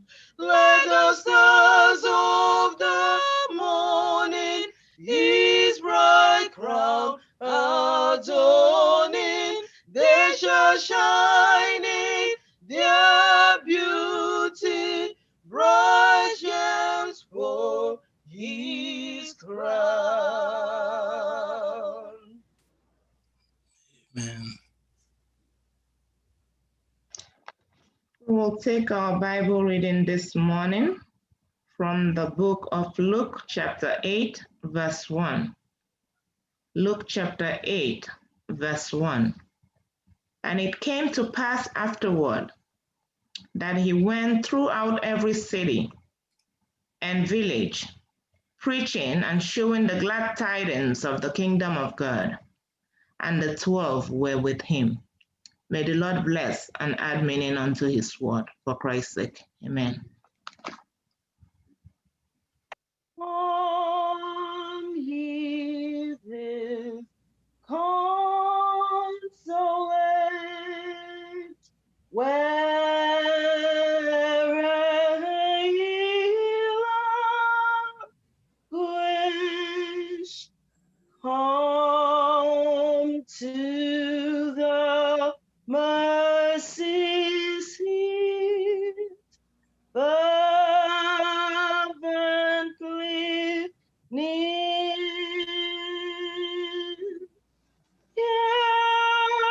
Bring your one that our hearts can tell your anguish. It was no sorrow that heaven cannot heal. It is no sorrow that heaven cannot heal.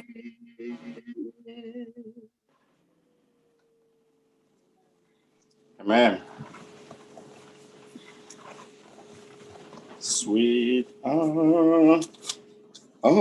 praise, sweet prayer that comes from the world of care and bids me of my Father's throne. Make all my wants and wishes known. Is season of distress and grief, my soul has often found relief. I oft escape the tempest near by thy return, sweet hour of prayer. Amen. Oh Lord, our God, I want to thank you this morning. Not in son no nyebere. Na pumi ihe niile. Na na-aza ekpere. Na na-edu m ya kwa ụbọchị. Nna m onye anyị bụ before we were conceived in the womb. Nna nwere ike ego agịrị chi na anyị n'ishi. You're omnipotent, you're omniscience. Yes, Lord. The beginner and finisher of our faith. Onye with every humility. Ndo robira no gawa igbo isi na lenye. Now before me ekwu ara me area say ọbụla mehem ihe anyị machi dị ikwu okwu n'oge awa gị mee gị ize ekpere ụmụ n'ụbọchị nke taa. Na ma dị area otegbahara in the mighty name of Jesus. Amen. Nna onye ebere na na-aza ekpere na-edu m ya kwa ụbọchị. N'ọbụ duru anyị n'ụbọchị nketa anyị ahụ ihe ọzọ anyị ahụ sabat ọzọ taa onye nwe m dị nsọ. Sabat bụ ụbọchị ihe iliri ndị ọrịa. N'ịgwọrọ ọrịa dị iche iche, you made so many miracles. Now the altar, you will that miracle be in our lives today in the mighty name of Jesus. Amen. Amen. Onye nwe m dị nsọ na pụrụ ihe niile. Your Alpha and Omega. Yes, Lord. Ancient of days. Yes. And you find niile n'ụtụtụ avuta n'ihu onye nwe m dị nsọ. And with all our supplications. And with all oblations. They n'ihu n'oge awa n'ihi na anyị amarala that you are still our God. Yes. Amen. Amen. You are still our Father. That you are still in the business of answering prayers. Yes. This is why we've come before you this morning, Lord. My beer to your throne with boldness, so that we can obtain mercy and find grace in time of need. Lord, that time has come. We've come before you this morning. We come with so many problems that we can't handle. But we know that you can handle it for us in the mighty name of Jesus. Amen.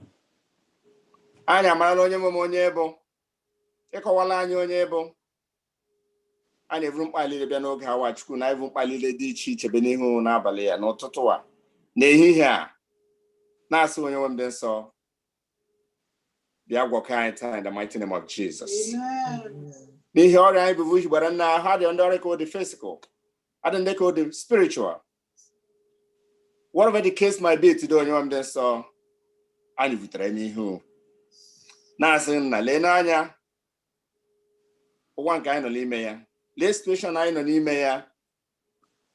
the midst of this pandemic, for your blessing has been flourishing.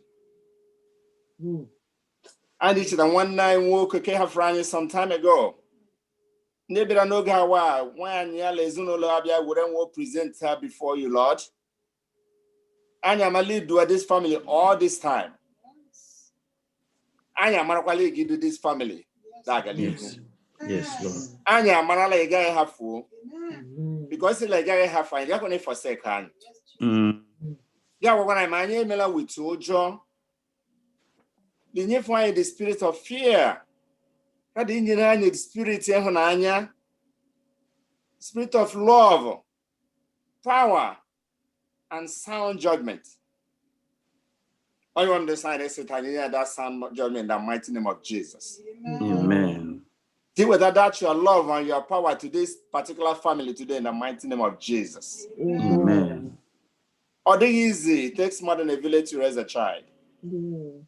But this young lady, go malagera barrier, which inyaka from the Kedia, Lumunedia, but you're Nereaka. Bless her. Go we can handle this family, Gauling when you want the son. Amen. Rudia Gauling when you want the son. Not in Dodo, Vumpali Lebia, I did it and they can in the Hala day. I did a Madrica, Dikinuch and Jocko. I did a Madrica, Eda, Wampa, David Wampa, and 1 year. I did a Madrica, Eda, Chicken Wogugu. And many others, men we keep one who no cow on your own son. Kirabundeka and in the situation recently. And I have one them my labor or no to.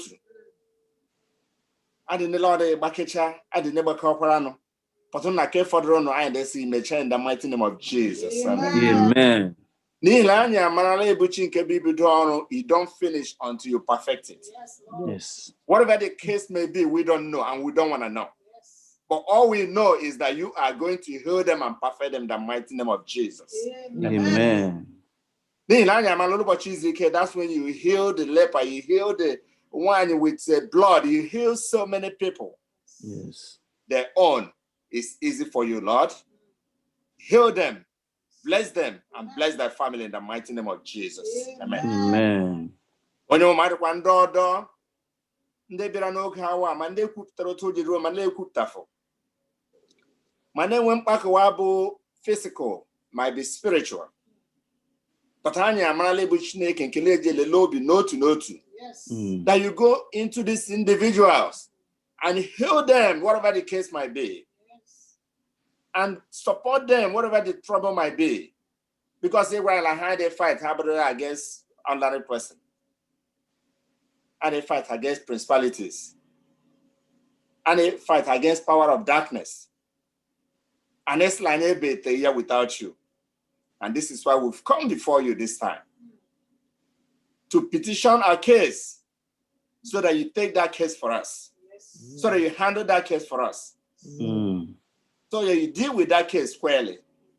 Because they want to like the vengeance level for you. Like the vengeance level. Obla don't you know how I bring any issue against any of our families. Like question on the son. May you come and rescue this family in the mighty name of Jesus. Amen. Amen. No be no kawa. I bere push na lenye ta. I di cheta. Onye okochukwu anyị kedi mere anyị 40 days of prayer lessons anyị. We've grown, we've learned. But I did on a hill Lord I give them better than us. So I give you up an agua. Kinda chita that you are the God, the only God. And all glory and honor should be on you. Yes, now, see, bless this pastor and other pastors that I've heard of in the past as they proclaim the gospel. May they harm in the mighty name of Jesus. Amen. Amen. Even our own pastor, Pastor Kezia, who has been managing this church, who have been shepherd for this church, and many other churches, because Pastor Kezia is pastor of everyone. Abuka FirstIgbo, and they say anyone been song. But say Pastor Kezia like Zinole. Amen. Let's empower him. Amen. So that he can do your work. Yes. Nanyage have each other. Pastor Jimenani preaching at this time. Pastor Henry. Obera. Even to cool time. When you want to go where I'm really on the sun. And they say, empower Pastor Henry this afternoon. Empower him at this time so that he can speak that comes from you and not from him. Amen. Use him as a vehicle for your message to be delivered today. Yes. Amen. As listeners, they will be also doers of your word. Amen. Amen. Also, anybody who brand now on the sun, and I say on your woman, take a need do lana the look how coronavirus, a more spread other places. Biarokwa New York Club Lambo. Need to run in the past. So Obele lose some of our people. And we like I lose on in the mighty name of Jesus. Amen. And they say, bless all our families. Of our families, both healthcare workers. We are the frontline workers that face this pandemic every blessed day. And you've been serving us. You've been guiding us. You've been protecting us. My prayer at this time is that you continue to do that which is right in your sight. Amen. Which is protecting each and every one of us. Amen. So that we'll be able to survive this dangerous time, this perilous time that nobody ever thought about. May it be a lesson to each and every one of us as we continue to forge ahead for your second coming. May your holy blessings be on us today. And may all glory and honor be on your holy name today. In the mighty name of Jesus, I ask. Amen. Amen. Amen. Amen. Hear prayer, O Lord. Hear prayer, O Lord. Incline thine ears to us and grant us thy peace.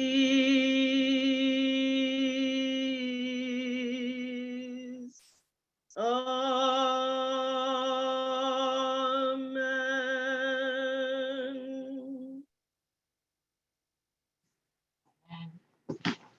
Happy Sabbath, church.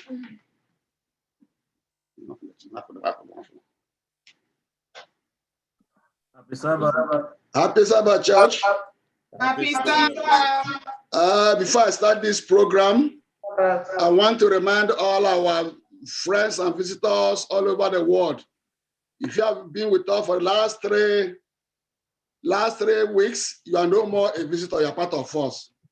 Therefore, I want to humbly invite you alongside with the FirstIgbo members. We invite you to our tithe and offering time. God, that blessing is going to reach you wherever you are, whatever you may be doing. You can agree with me that no church can function without fund. That is why we're asking you to please donate to the church. In terms of your tithe and offering, your free donations, thanksgiving, whatever way you may bring in your money to the Church of FirstIgbo, it will be used for the purpose that it was meant for. I want also to remind everyone that we're still paying our mortgage. We're still paying our electric bill. We just bought oil some 2 weeks ago. All the regular expenses, our workers, we still pay them. That we're in the Zoom doesn't mean that we don't run expenses. I therefore humbly ask you to please donate generously today to enable us carry all these burdens. The Lord we serve, the Lord we worship, has promised that he will bless you abundantly. And he cannot change his word. He's going to bless you abundantly. We have two means of donating to the church. The Adventist giving .org or the Zelle. Whichever is easy for you to do, please go ahead, donate to the Church of God, so that his work will continue to move on until when he returns in Jesus' name. Amen. Today, we have three members of the church who remember what God has done to them, and they have come back to thank God. One is said that her husband had his birthday last week. The husband, that God has added 1 year to her husband, and husband is said, I'm fine. To God be the glory in Jesus' name. Amen. Therefore, thanking God with a sum of $100. Another brother is thanking God that God has been able to remove a stubborn tenant, a tenant who has not been paid for the last 6 months. The Lord has been able to remove him, not by the power of the lawyer, but the power of God. Amen. And he's praying for anybody facing that situation that God should intervene to his glory. Amen. So he's using $50 to thank God for his wonderful job in his life. Amen. A sister is thanking God. I will read what she has written. I have a Thanksgiving offering of $100. God answered my prayers in ways beyond what I even asked for. And the answer keep getting better and better every day. Amen. I pray that he continues to answer it until it is completed. Amen. Can we say amen? Amen. Therefore, the sister is using $100 to thank God for what God is doing in her life. With this, I want everybody to join hands to thank God in whichever way you deem fit. To his glory, that abundant blessing will continue to come upon us in Jesus' name. Amen. Shall we pray? Our Father and our God in heaven, we want to thank you for your blessings. We want to thank you for the opportunity to bring back that which you gave to us. Just bring a little part of it back to you, Lord. Father, we are brought back as human beings. And I ask you to bless our offerings in Jesus' name. Amen. But for those who did not bring, Father, I ask you to extend your blessing upon them and help them to do that which is meaningful. Help them to do that which you help them to bring back to worship and glorify your holy name. Thank you, Lord, for today. For our sisters who have come back to thank you, Lord, continue to bless them. Continue to bless your members. Continue to bless your children. Father, keep us strong as we enter into this week. Protect us, direct us, be with us. In Jesus' mighty name, I have prayed. Amen. Amen. I think they have a problem from Amen. To God be the glory that he is a prayer answering God. And when we look around, we can see answered prayers, apart from the one that the elder read to us. There are other many visible thanksgiving. I see Deacon Njoku right here seated with us. Deduche, go ahead and is that the hand that the stitch was removed? You can see he can raise that hand. He can use it to wave to us. Amen. Amen. Yes. And you can see the smile is back on his face. Look, it's always a joy to have you. What a mighty God we Glory be to God. Amen. Amen. I also saw, I can see Elder Chika Nwogugu too. Okay, I saw him right there earlier, but he has been going, he has been coming, and it has been a blessing, another answered prayer. And I see Ike over there too. Okay. Then can move around now. You see, when we called, he wasn't, but now he's back on the screen.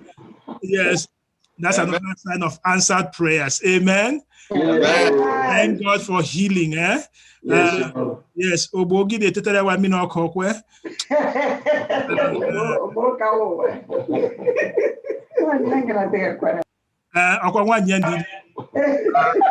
Be the glory. Brother Ike, we thank God for you. And we know here who has started the good work in you on Jonelli. Wait. Church, just wait a minute. Please, can you spotlight Brother Ike for me? Because Brother Ike is showing us something. Brother Ike is showing us something. Do you see Ike there? Please, spotlight Ike. Church, can everybody just open your screen, open your this and say what? Amen. Hallelujah. Amen. Amen. Hallelujah. Amen.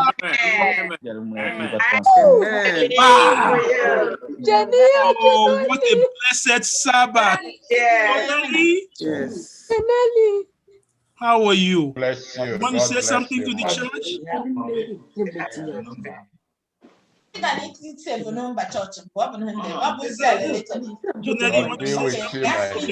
Next time you do that. Okay. But church, we're so grateful. Pastor Beras, you are part of us today. You are witnessing the miracle of the Lord. This time last week, she was looking for a donation. But within our God can do wonders. She got a liver transplanted, and it was successful, and that's who you are seeing right here. Amen. That is good.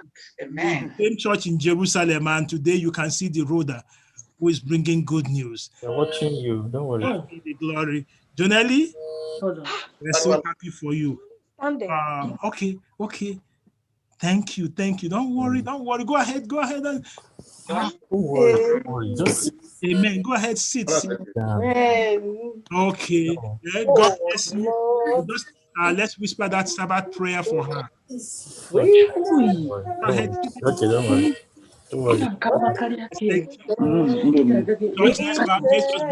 Let's bow our heads for prayer, please. Father, you are a wonderful God. Yes. From one Sabbath to another Sabbath, we will continue to praise you. Amen. That's what we're witnessing today. Yes, Lord. Your hand of miracle. Today, the liver is in her, and she is up and about, strong. Lord, remember, she came here, she sang before going for the transplant. So we're praying that she will also come back and sing that song of victory. Amen. Hallelujah. Healing. And all adoration will continue to come to your throne. Who is like unto you, Lord? There is none. You are mighty in battle. So we bless your name. Again, we lift her up. You who have started this good work in the life of Jonelli, please, Lord, complete, perfect, in the name of the Father, the Son, and the Holy Spirit. And let everyone say, Amen. Amen. God we serve, and will continue to bless his holy name. Yes. Okay. Yes. Happy Sabbath, Jonelli. Yes. And to each and every one of us, I don't know what you're going through, but let Jonelli today be an inspiration to you, that he who has started the good work in your life, he will answer you. These 40 days, all the prayer requests you have brought, remember, we just have one more week. If it has not been answered, you still have time. like Jacob. He said, I will not leave you until you bless me. Please take that challenge to the Lord. Tell him, I will not leave you, Lord, until you bless me. And these 40 days will not be in vain in Jesus' name. Amen. This after 6 p.m. tonight, we'll be having our Thanksgiving songs. So come, prepare. You could see Elder Matthew was there already doing his song. So he will be singing more and more. Come quickly to hear Elder Matthew singing so that you don't miss out. And each family, please come with your songs. And the Lord will be there to bless each one of us. We'll start 6 o'clock till 8. And from 8, we will go into the sermon for the night. Saints of God, we are blessed today to have our speaker to be the president of the Greater New York Conference, Elder Henry Barras. Elder Henry Barras is, I can say, a member of this church. He loves FirstIgbo. It's just that time has not permitted, but today he is here. Remember when we had the church dedication? He said, my church is having dedication. You are dedicating that church? Oh, that's my church. And you remember he donated $10,000 to the church to let us know. It's only, the only thing is his membership is not here, but he has always wanted to be here. So Pastor Barras, we welcome you today. And one thing you need to know as a member of this church is this is the language we'll be speaking in heaven, the Igbo language. So you need to start practicing that now. So I will say Ebiala, that is welcome. Ebiala say Ndewo, then you say Ndewo. So remember I say Ebiala, then you say Ndewo. Okay, so let us welcome you, because that's the first thing we speak when we get to heaven. Jesus will say, welcome, welcome, thou good and faithful servant, Ebiala, go ahead and say Ndewo. Pastor, unmute yourself, So go ahead. So Ebiala, then you say Ndewo. Yeah, you're good. So you ready to say it now? Yes, Pastor. Okay. Hello? So, hello, can you hear me? Yes, now I can hear you. Say again, please. Oh, you didn't hear me before? No, sorry. Okay. Now I said you are going to say Ibiala. I'm going to say Ibiala, then you say Ndewo. I will do this both when I start preaching. You? That's okay. All right. So you know your language that you are going to speak. Okay. Yes. Pastor, you're more than welcome. And Pastor Barras has been the president of Greater New York Conference since July 2016. Before that time, in July 2014, he was elected the executive secretary of Greater New York Conference. And he had also served here in Greater New York right from 2005. Before this time, he served in Dominican Republic, and he's originally born in Dominican Republic and started ministry at a very young age. And since then, he has remained very faithful. He has remained very faithful unto the Lord, and the Lord has blessed his marriage, and he has remained very passionate. He says there are 4 things he enjoys most in ministry, and these are his passion about Jesus, the family, the brethren, and evangelism.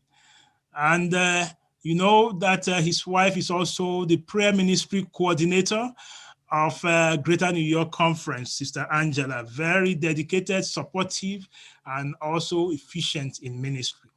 Pastor Barras, again, we welcome you, and we look forward to that membership transfer so that you will be, this thing will officially have that here. But just know that you're in the midst of your brothers and sisters, and we welcome you. After church, during the potluck, Zoom potluck, he will also be here to interact, greet, and meet with the members. After the choir must have finished singing, the next voice you'll be hearing will be that of Pastor Henry Beras, the president of the Greater New York Conference. Pastor Henry, Pastor Beras, you are more than welcome to our church and to Thank you. our pulpit. God bless you. Thank you.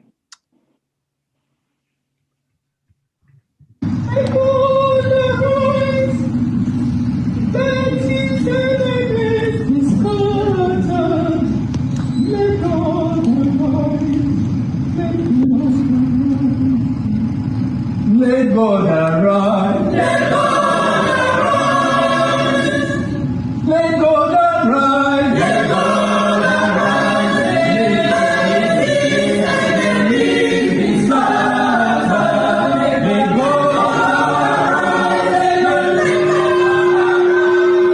Let God arise. Let God arise. Let God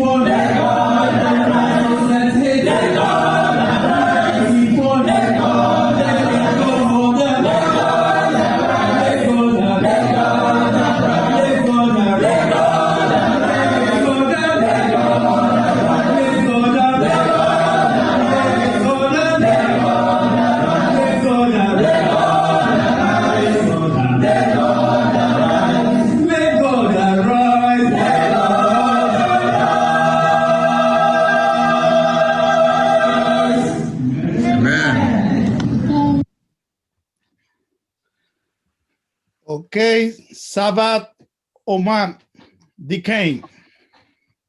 Thank you. Happy Sabbath, my brothers and sisters. Yes, yes, yes. Good job. It is a pleasure to be with you. I want to express my gratitude to Pastor Orondo for the invitation. We love you. I was with you in the church dedication day, and was amazing gathering, and I remember you very, very, very well. I'm so happy to be with you. I would like to greet all of you on behalf of the Greater Conference Administration, and also I want to greet you on behalf of my wife. You know, due to the pandemic time, so many things has changed, but very soon, no more COVID-19. Very soon, you and I will live in heaven with our Jesus Christ. My thing now is my sermon topic today is about the kingdom of God. But before that, I had a beautiful jacket here. It's a beautiful jacket that I would like to give to some lady today. I say this jacket is anti-COVID jacket. Anti-COVID jacket. I can see so many ladies today, but I want to give this beautiful jacket for a lady, the first lady that today put in the chart the kingdom of God, the kingdom of God, the first lady, Pastor. Yes. The kingdom of God. Okay, let me build the first one. Okay. Who did that, Pastor? Who did that? I think the sister Ugochi got it first. Okay, what side are you, sister? What side? What side? What side are you? That's my side. You are, what side are you? I'm a medium. Oh, a medium. Very good. You know, this is a medium. Oh my God. Pastor, My God. I will give to the pastor and he will give to you. This jacket will be in my office at some point, Pastor. If you go to the office, ask to my secretary to give this anti-COVID jacket. Anti-COVID jacket. But I have this is a beautiful jacket for men. This is for men. Ay, ay, ay. What are you expecting to do in order to get this jacket? Okay, you had to put the good news of the kingdom of God. The first one. The kingdom of good God. News of the kingdom of God. This one. Oh my goodness. Who was Pastor? Who was? That is brother Ugochukwu. Okay. What size him? What size him? Brother, put your face. Let's see. What size are you? Medium, sir. Medium. Okay, Pastor. You will have in my office, talk to my secretary, and definitely you will get a very nice jacket when I call anti-COVID. But anti-COVID is Jesus. Anti-COVID is Jesus. The jacket is only to put something. Okay. We are so happy to know, my brothers and sisters. We were in the middle of pandemic in New York. I remember so many people called me and asked me, Pastor Vera, some people used to call me like to express condolence because of the situation. And always I say, this conference, Great New York Conference, is not my conference, it's God's conference. Amen. This is God's conference. Doesn't matter what happened, everything will be okay. Amen. It's clear, my brothers and sisters. Your church is God's church. Everything is in God's hand. Everything will be okay. One of the things that I enjoy to work in Great York Conference is because our diversity. We had, as you know, 5 ministry: English ministry, multi-ethnic ministry, Hispanic ministry, Franco-Haitian ministry, Korean ministry. But doesn't matter which ministry you are, the best thing is that you are a part of the God's family. And very soon, we won't have no more ministry, no more multi-ethnic, no more English, no more Hispanic, no more Franco-Haitian, because very soon you and I will live in heaven. Only one ministry, Jesus ministry. Amen. We do ministry now to work and to do evangelism in different language, but I know very soon, my brothers and sisters, you and I will live with our Jesus Christ. At that time, I had to forget about Spanish language, English, French. We focus only in Jesus language. I greet you on behalf of Dr. Alonso Smith and Elder Isaiah. They are part of the administration. I would like to greet people. I know some people now are watching this sermon via Facebook and YouTube. And I would like to ask you to be focused only in the kingdom of God at this moment. Forget about the food that you will eat soon. Forget about the turkey that you will eat this coming Thursday. And now we have to be focused on the kingdom of God. Let us praise, my brothers and sisters. Our dear Father, we come before you to ask you, give me a special blessing. In Jesus' name we pray. Amen. Amen. Amen. My brothers and sisters, I want to tell you something. Jesus did not just preach about healing. Jesus healed the people. Jesus did not just preach about resurrection. He resurrected people. Jesus did not just preach about prosperity. He prepared the people. And Jesus did not just talk about the kingdom of God. He prepared people for the kingdom of God. The Bible said, Luke chapter 8, verse 1, when Jesus began his ministry, the Bible said that he traveled about from one town to another, proclaiming the good news of the kingdom of God. Jesus had one central message. The message was the good news of the kingdom of God. The good news of the kingdom of God is a good news for our children. It's a good news for our young people. It is a good news for elderly. It is a good news for you. It is a good news for me. It is a good news for those that had a very difficult time due to COVID-19. It is a good news for those that are suffering tribulation. It is a good news for those that are in depression or oppression. It is a good news for those that are crying for a loved one. You know, during COVID-19 pandemic, that's a mean between April to May. Every single day, I had to hear something bad. I remember a week that every day someone from our conference died. Was a challenging moment. Between April to June, about 75 people died from our conference. Leaders, elder brothers and sisters. That was a challenging moment for us.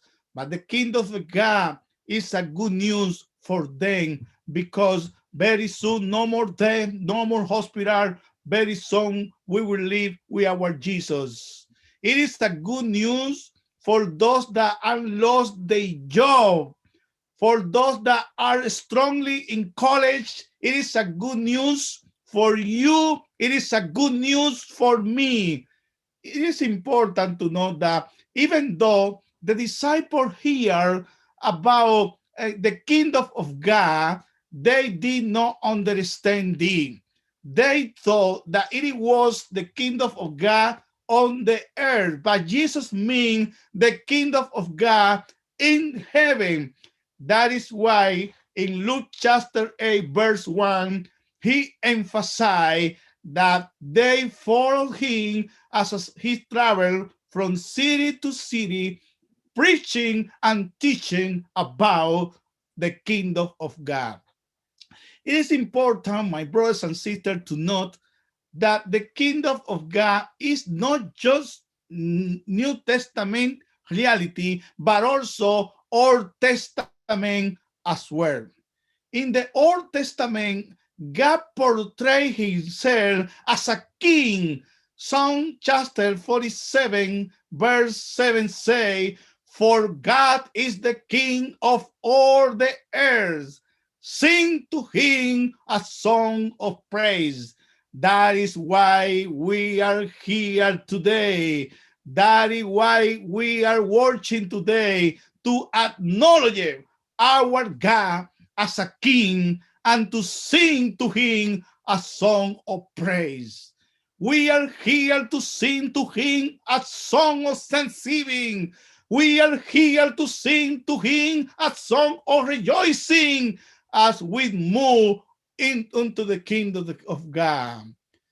My dear brothers and sisters, and people that now are watching this sermon via YouTube and Facebook, there are many things that can distract us from the kingdom of God. Could be a family member, a church members, money, a bad relationship with someone, a church board, a situation in your home, financial problem, temptation. There are so many things like a classmate, co-worker, boyfriend or girlfriend, some friend that you have in Facebook, even the COVID-19, the election of the United States, about Trump or Biden or whatever. Please, my brothers and sisters, don't let anything detract us from the kingdom of God. Don't get distracted where I'm joining now to the kingdom of God. Let's focus only in Jesus, only in Jesus. What is the kingdom of God? Is the kingdom of God is real when will it come? How can we prepare for that? The key to understand the kingdom of God stems from the basic meaning of the Greek word basilia and the Hebrew marku. The Greek word basilia means kingly power or kingship.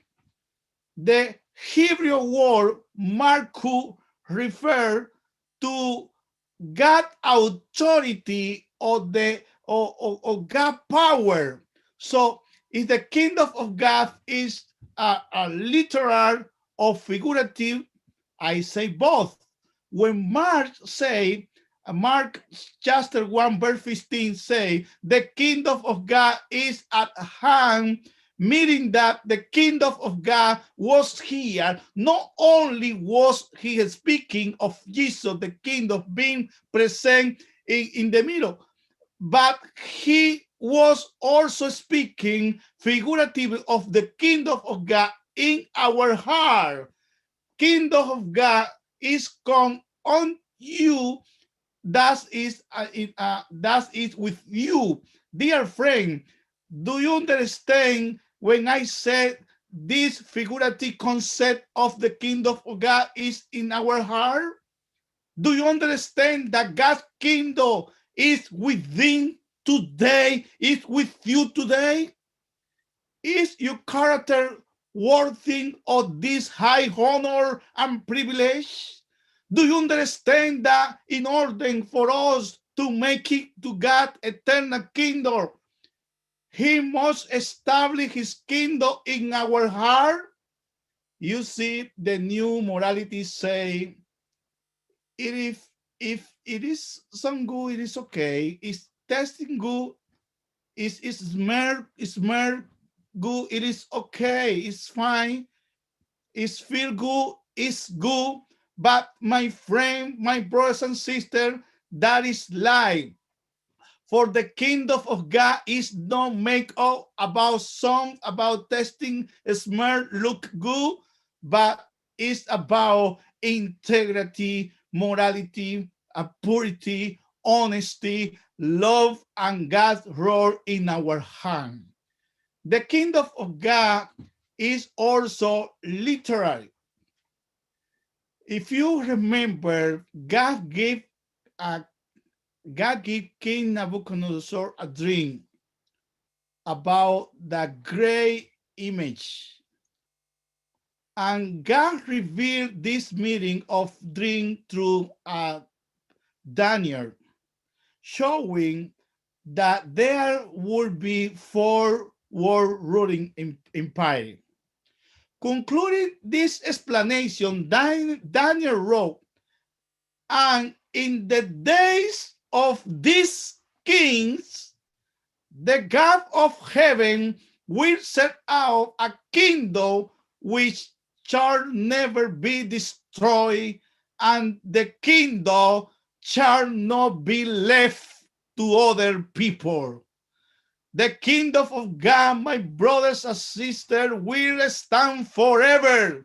The kingdom of God is forever. The kingdom of God will replace the kingdom of this earth. Amen. Why must we seek the kingdom of God?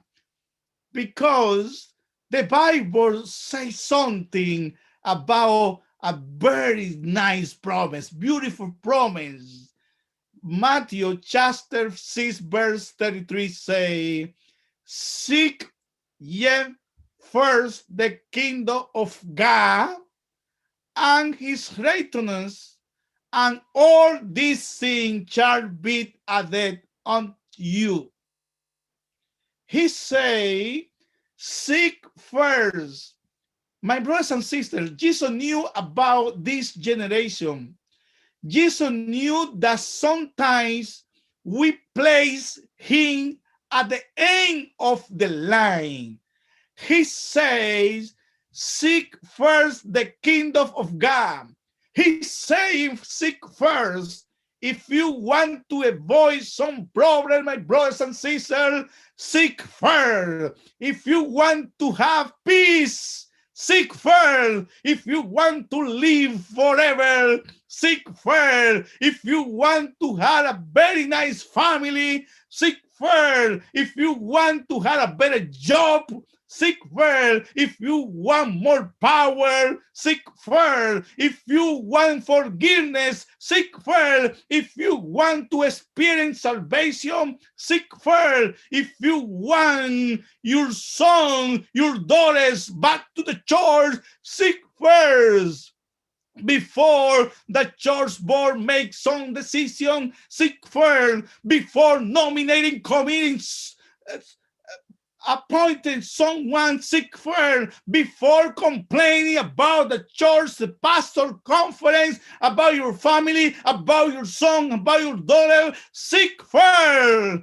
When you seek first, your perspective will change, your attitude will change, your pain will be pacified, your scar will become a star, your darkness will become brightness, and your life will be sanctified. Jesus said, seek first. So seek him first. The Bible says, because the rest, yes, the rest shall be given. All these things shall be added to you.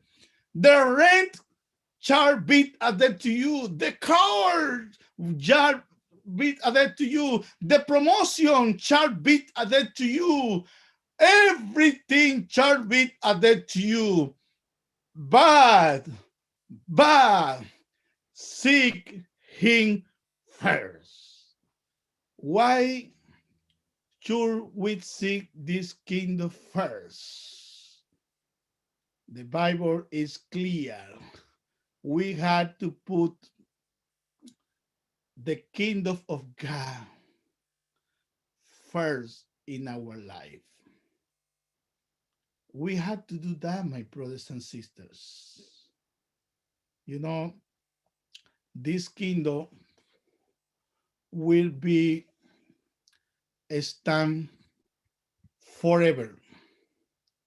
That is very important, my brothers and sisters. This kingdom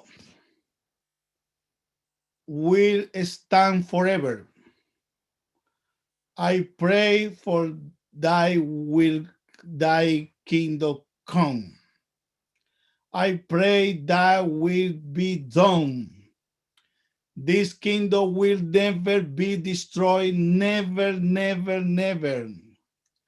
Dear friend, dear brothers and sisters, I don't know what you want in this life, but I want the kingdom of God. I want this kingdom. You may want a better car to drive, a beautiful night car, but I want the kingdom of God.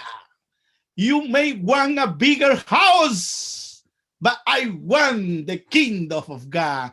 You may decide to travel to the world, but I want to go to the kingdom. You may want to visit the president of, I don't know what president. Yeah, you may think about retiring, but I want to be retired in the kingdom. I want the kingdom. The Bible says that his kingdom is everlasting. His kingdom is for me and for you. His kingdom is full of peace. His kingdom is full of love. In this kingdom, there will be no more tears, no more death, no more crying, no more insurance, no more COVID-19, 20, COVID-21, COVID-22, no more that. No more funeral, no more hospital, no more accident, no more die. Let me say something, my brothers and sisters, about a challenge that I had last, where I said the year 2017. That was terrible. That was terrible. I went to my country January 30 that year to celebrate my mother's birthday, and spent a beautiful time with her and with my brothers and sisters and some family. That was a wonderful time. You know, 1 week after that, I was in New York when I received a call from my older sisters. I said, Henry, you have to come because our mother is in the hospital. And then I've had to travel to my country again. I spent 2 days with my mother. She was in the hospital, and she died. I never thought that 1 week after her birthday celebration, I never thought that 1 week after I had to do her funeral. It was terrible. That was February 5, 2017. And then in May In May 14, my sister called me, you had to come because our father passed away. That year,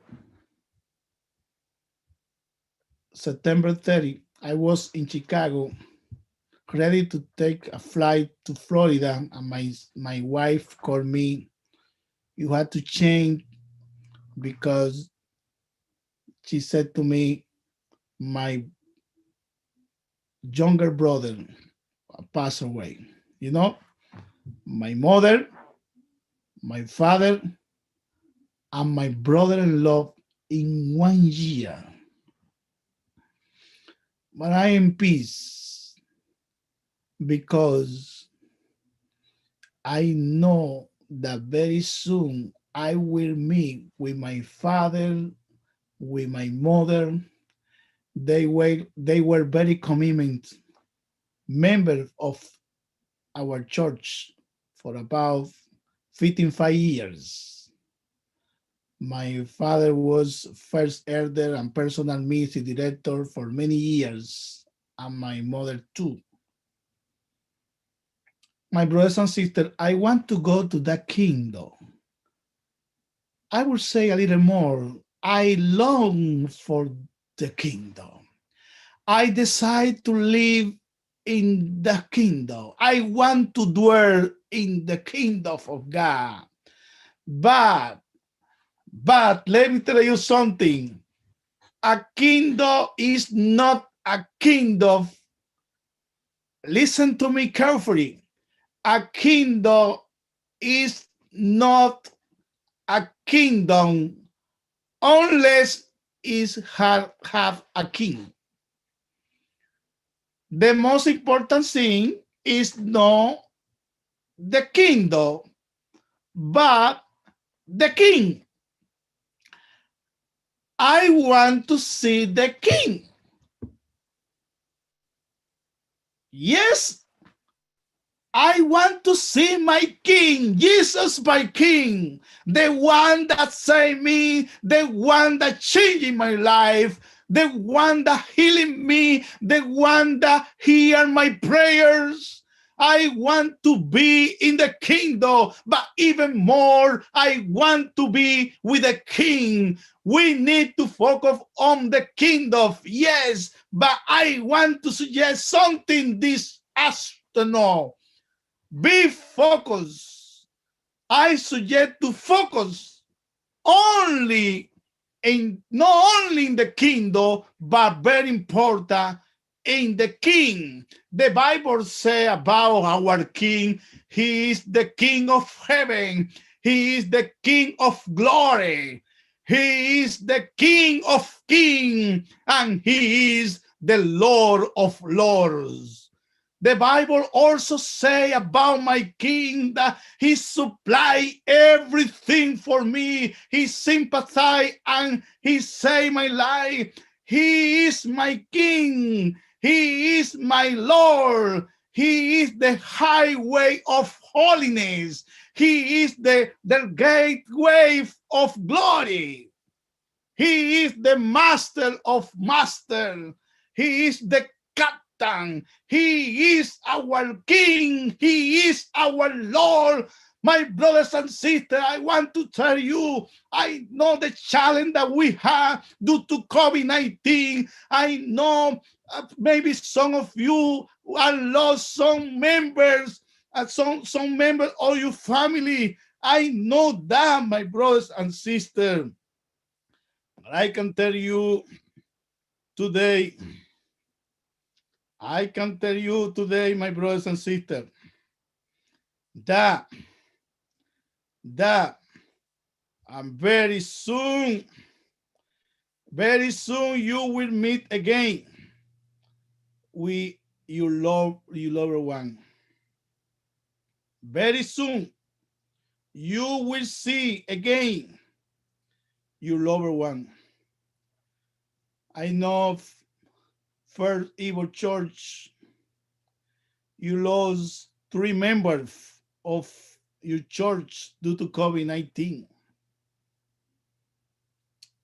Elder Emmanuel the brother Dubusi and Clemens, and the sister Evelyn, 3 members. I know you miss them. We as a conference, we are praying for you and express our condolence. But don't worry. Don't worry. Because our Jesus has more power than COVID. Our Jesus has more power than your problem. Our Jesus has more power than everything. And very soon you and I will meet with our Jesus. I'm waiting for my Jesus. I'm waiting for the kingdom of God. I know maybe you have some challenge. Maybe you lost your job.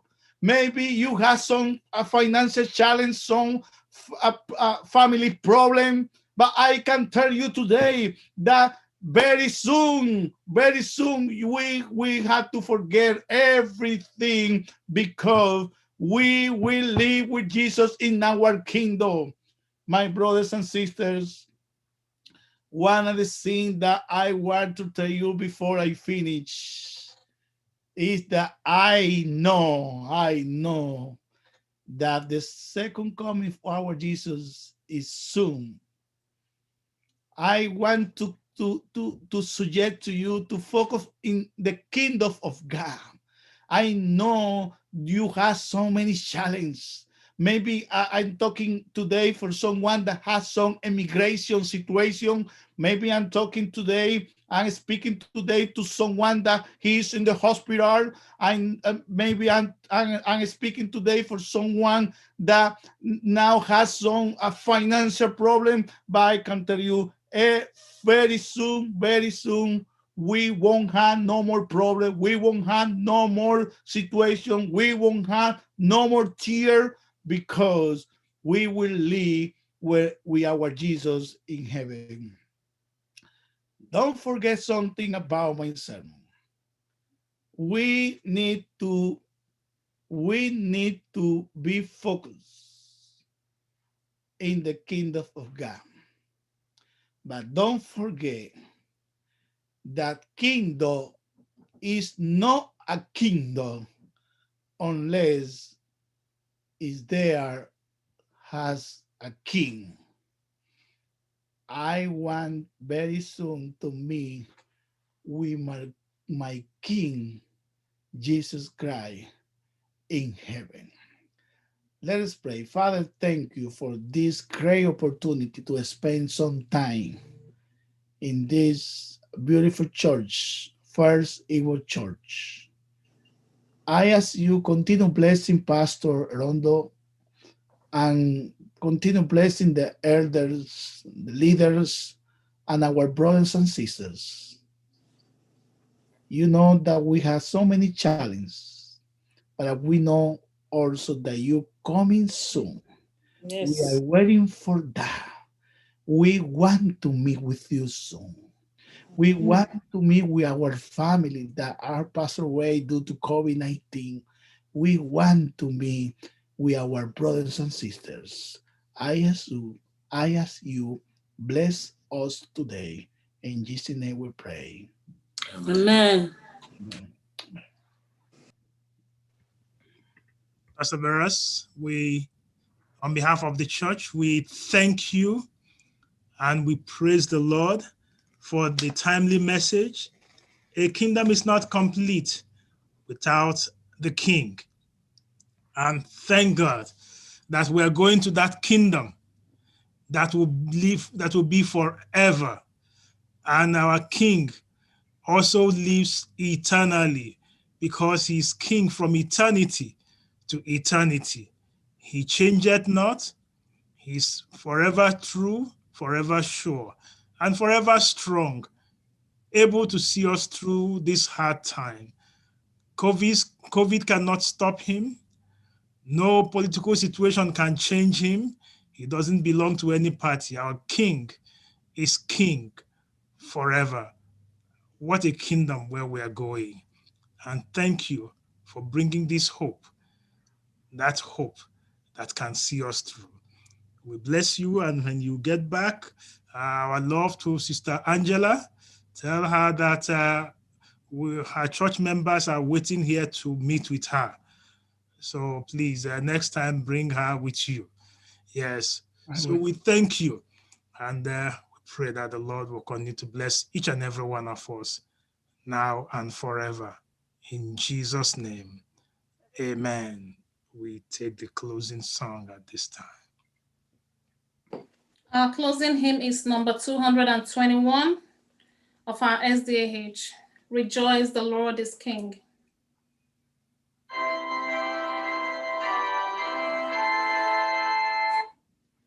Rejoice, the Lord is King, your Lord and King adore. Rejoice, give thanks and sing, and triumph evermore. Lift up your heart, lift up your voice, rejoice again. I say, rejoice. Jesus the Savior reigns, the God of truth and love. When he had purged our stains, he took his seat above. Lift up your heart, lift up your voice, rejoice again. I say, rejoice.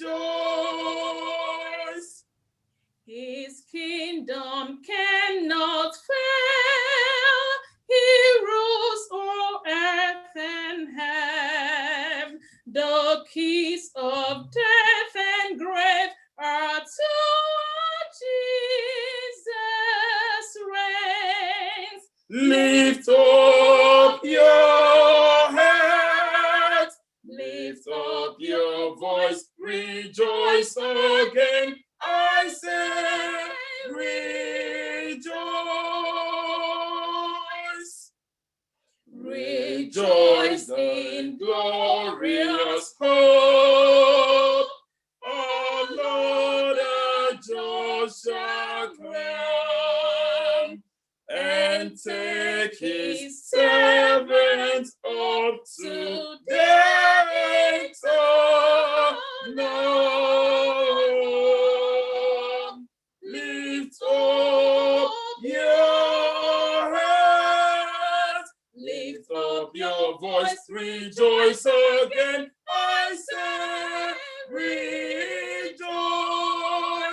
Lift up your head, lift up your voice, rejoice again. I say, rejoice.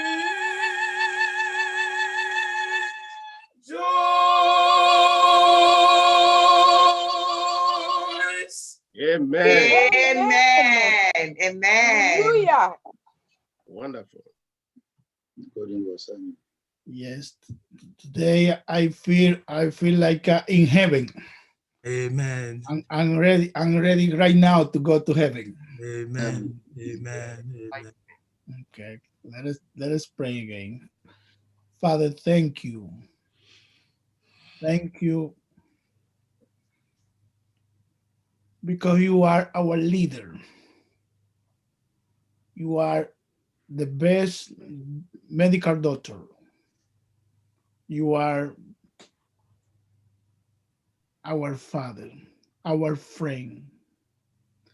I ask you, continue to bless us. And very soon we want to meet with you again. In Jesus' name we pray. Amen. Amen.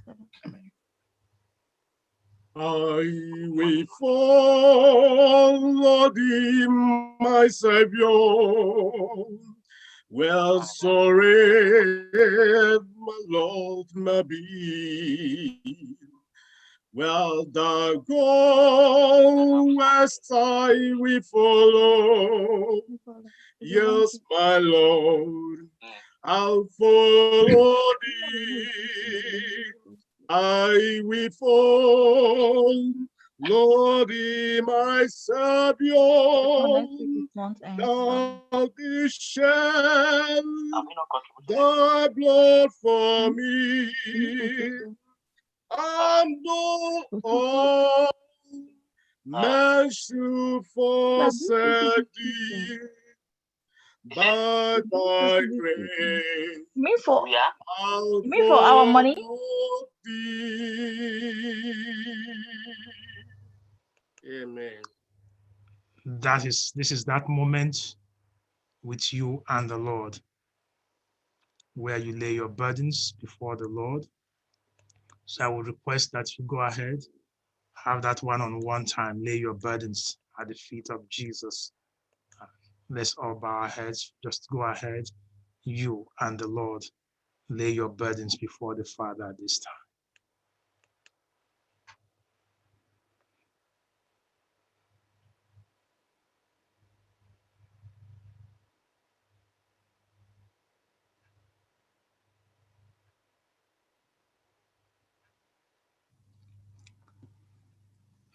We thank God that He's our burden bearer, problem solver, and mighty deliverer. So into His hands I commit you now. Hold on to Him, for He will never let you go. He will never leave you nor forsake you. So rejoice again, He says rejoice. May He lead you from here now.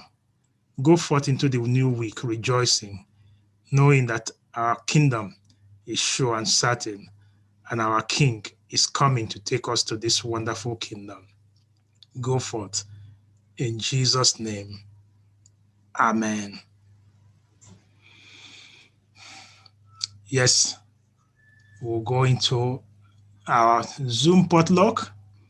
First, let me first of all ask that each one of us reach out to our dear sister Nkechi Enyine, who has lost her sister. Please reach out to her and extend your condolences, sister. On behalf of the church, we extend our condolences and we ask that the Lord will console, comfort, and strengthen you and the entire family. This is the time we all reach out to one another. And what a joy that we have Pastor Beras with us. Pastor Beras, this is what we call our Zoom potluck, where we reach out to one another. And because though we are not in church to touch one another, but where we can see one another and greet one another. And I don't know whether you have anything during our potluck to tell the people to press on. Yes, go ahead. This is the time. You want to speak in Igbo, you can speak in Igbo. We will understand. Yes.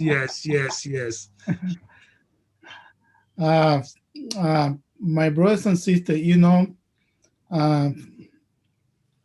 you when you drive and you see a sign that say COVID is still risk. That is something that we need to know. I'm brave because, as you know, the COVID now continue increase, but that is something that we need to live with that. Don't be afraid. Some people say, wow, what will happen? Don't be afraid. I think everything will be okay. Amen. I recommend pray for each another because you never know what will happen. You call a brothers and sisters frequently because you never know if that will be the last time that you will speak with someone. Love your wife, love your children, love your family. This country is a challenge. Sometimes we want to get a lot of money, And we got a lot of money sometimes, but we lose your family.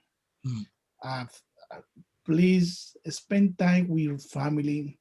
Spend time close to Jesus. Spend time with the brothers and sisters. Because again, I remember one of the members of our executive committee died. I know maybe of you know because he was from Africa. I don't know. He was first elder of North Run Church. Name is Ojwang. Ojwang. Many of you maybe know about him. I remember the last executive committee. He came to me, embraced me, Pastor Vera, and thank you for your leadership. And I spent some time pray with him. And my brothers and sisters, that was February, I think it was February 8, February 20. I don't remember, it was February, but that was the last time that I saw him. The last time. You never know what will happen. But the Bible said, John chapter 11, verse 25. What say? Jesus said, I am the resurrection. If you believe in me, what will happen if you believe in Jesus? Although you die. If you die, you will live again. Live again. Live again. For that reason, you and I, as a brothers and sisters, we don't have to be worried about what will happen. We have to be close of Jesus and be in peace. Let me open my heart. I know even members of our church, the wife and the husband are a bad relationship. In fact, I know wife is have one room and the husband has another room, and in front of the church everything is fine, everything is fine, but in house something terrible. Today is the times to come as a family and to come together, because we never know what will happen. But the thing that I know and you know is that the Jesus coming soon. Amen. God bless you, and may the Lord continue to bless all of you. Amen. Amen. Thank you so much, Pastor Barras. What a wonderful challenge. And this is the time we go ahead and open this line. I will leave, Pastor, because I had another appointment soon. Yes, we just know that on behalf of the church, we're so glad that to have you. And thank you for joining us in our potluck. Next time you come, I will make sure that we give you the real food. Don't worry. And then the jollof rice, eh? Yes. Don't forget, when you come to the conference, text me. I will go Wednesday to ask my secretary to give you the 2 jacket, medium, 2 anti-COVID jacket. Okay, I would like to see how this anti-COVID jacket looks. Yes, okay. All right. Gracias. Okay, siempre. Bye-bye. Okay, then God bless you. Yes. And to each and every one of us, let me see our Sister Maka, we're so good to see you. And the Lord is putting the smile on your face. Eh? Thank God. Eh? You have started the good work. He will complete it. Amen. And he will perfect it in Jesus' name. Amen. Are you in the hospital at home? Over here. I'm home. Okay. And the baby is doing fine. Tell her sister is coming home soon. Amen. Amen. Happy Sabbath, church. Happy Sabbath. Yes, Brother Ike, also a joy to see you. Keep up the good work. God bless you. Thank you. Yes. And let's go to our people we don't see very often. What a joy today that we have Ugoma. So finally, you see, the Lord will continue to bless you. Joy. Amen. Amen.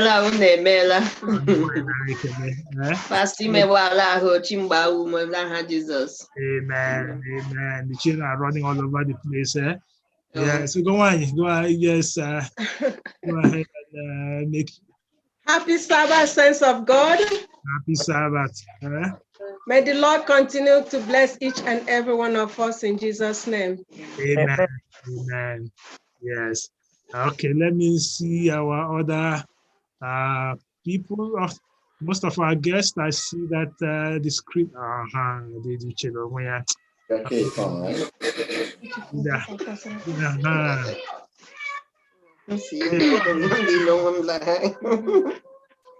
Happy Sabbath, everybody. Happy Sabbath. Biko admeto mandlile mama admeto church mama for your prayers.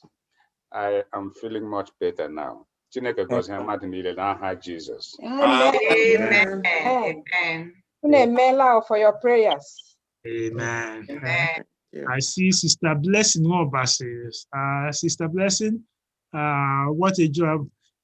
Maybe you put on this volume and greet. I'm going to be here. Sister Blessing, you want to greet the church? God bless you. Happy Sabbath, children of God. Happy Sabbath. Happy Sabbath.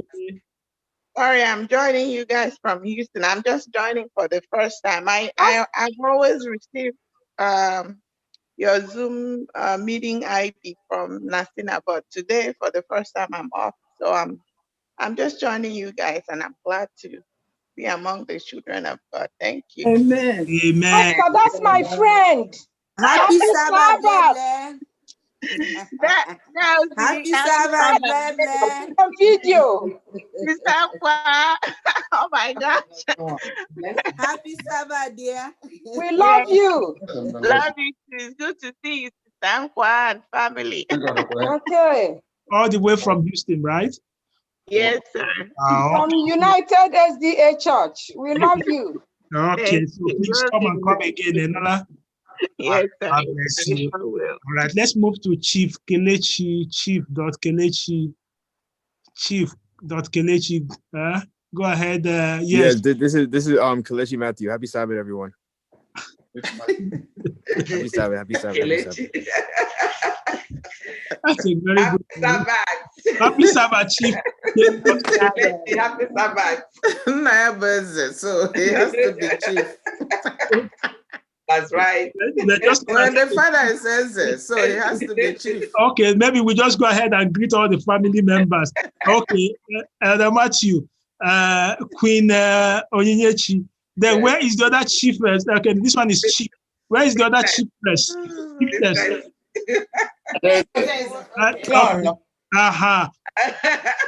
So, what do we call you? This one is chief. You are what? Princess. Oh, princess. Oh, okay. Princess. Yes. Okay. So this one is queen. This one is king. Okay. King. Okay, that's a good one. Happy Sabbath. Oh, it's so nice to have the file. But please pause. Please pause. Put that family back on the spot. Onyi, we praise the Lord for the accident that the Lord delivered you. Amen. Just that man only try to harass you. You have a king who is able to deliver. So God is great. Delivered you, and he'll continue to deliver you in Jesus' name. Amen. Going, the Lord is with you. You know? Amen. It's not done with you. Thank you. We thank God. All right. So I see Portis, Pat Mills. Yes, Pat Mills, please. Can you open your screen and greet Biko? Pat Mills. Happy Sabbath, everybody. Okay, happy Sabbath. It's so fortunate I'm in it's in a situation where I can't open the video, but I'm just happy to participate in today's service. Amen. That's my brother, Pastor. Okay, no, please, sister, don't steal the joy from him. Please go ahead, go ahead and identify yourself, because don't let anybody take your joy from you. She has already taken the words out from my mouth, so she has done the introduction for me. Okay, that's interesting. Thanks for coming, and the Lord continue to bless you. Thank you. Okay, I recognize iPhone Dr. Ange, iPhone 3, Dr. iPhone 3. Okay, iPhone 3 is not responding. Okay, Chidima, we recognize you, Idiolia. God bless you. All right, Sister Ijama Festus, all the way from California too. EJ, Happy Sabbath, church. Happy Sabbath, everyone. I love you. Good to have you, EJ. Let me also go to Galaxy J3 Prime. Galaxy J3, please. Okay. Yes. Okay, I have the hear us. Max, you don't need to press the button. Press the okay. Now we can hear you. Mark, Jason, Mason, and Tofa. Mommy, Daddy. Good to have you all. And that's a beautiful sight you all have there. There is miracle. That's Tofa there. That's Tofa. Yes. All right. God bless each one. Okay, let's quickly now go through. Dr. Amuch, are you the iPhone 3? Dr. Ann. Okay, please. That is Dr. Amucha. Please go ahead and spotlight Dr. Amucha. Yes. Chibu, Happy Sabbath, everybody. Happy Sabbath. It's always a joy to have you with us. Yeah, likewise. Thank you. So maybe I go to all the Californians. But by the way, Chibu, we are going to sing in the evening. We're having the song service at 6 o'clock, which is your I will try to join. My wife said I have to be with her on a marriage manner. We have a marriage manner program, but if we are available at that time, I would like to come. I will like to participate. Yes, come and sing. I have a special song for you. Oh, that's good. Okay, yes, text me so that I can prepare. Okay.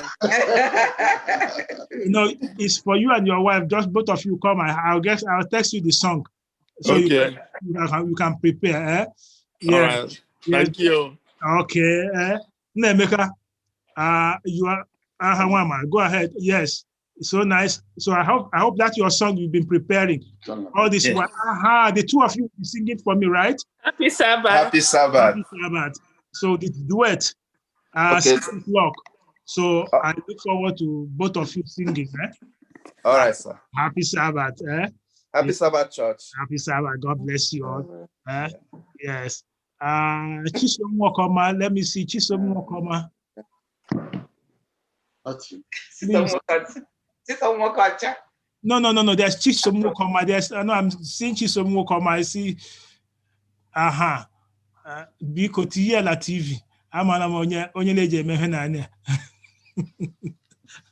Bill. Can you spotlight Chisom Wakoma? Let me see. Okay. Is that Chisom? What is that face? Brother Bill.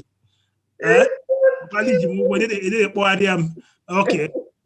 Call me immediately after this time. All right. And the kingdom itself, one is and one book. The prince and the princess.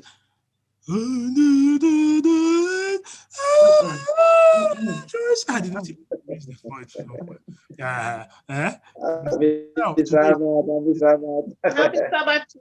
I love the blue color today. Yeah? That is so nice. God bless you. Thanks for your ministry. Sister Rose, always here. Where is the beautiful one, Sister Rose? Go ahead, ma. When I run the off.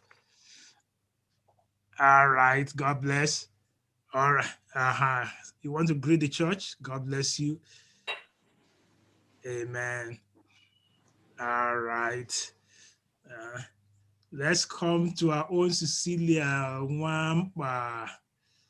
Yeah, Sister Cecilia, go ahead. Yes. Happy Sabbath. Happy Sabbath. All right. All right.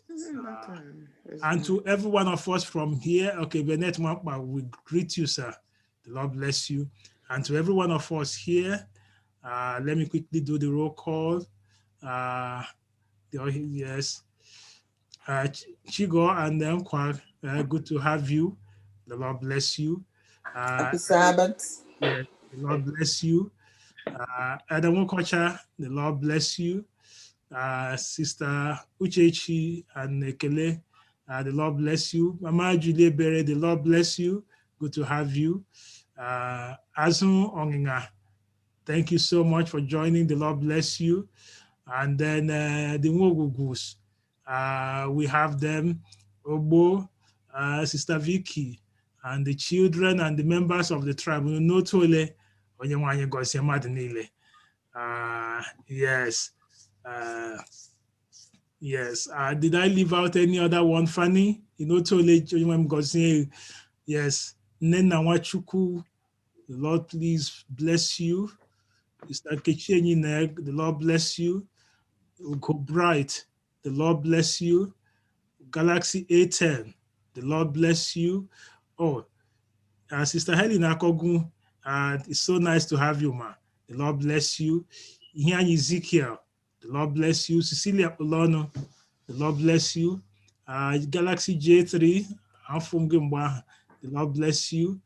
Chinatu Nwokoma, the Lord bless you. Rose Dinenya, the Lord bless you. Sister Ugoeze iPhone. Inotolema. Happy Sabbath, ma. Yes. Happy Sabbath. Happy Sabbath. Inuanga. Yes. Yes. Rosalie Nenia, the Lord bless you. Henry Stevens, the Lord bless you. Christy, the Lord bless you. Obon, the Lord bless you. Victoria, the Lord bless you. So to all everyone, if I missed out anyone, please, it's not intentional. The Lord bless us all. Let's all meet, go prepare. Please prepare your song for 6 o'clock so that we all, the Chioma Chimas, the Lord bless you. I see the baby and auntie. Let's all prepare 6 o'clock. Let's all gather again and the Lord will bless us all in Jesus' name. Amen. Amen. Happy Sabbath, everyone. Happy Sabbath. Happy Sabbath, everybody.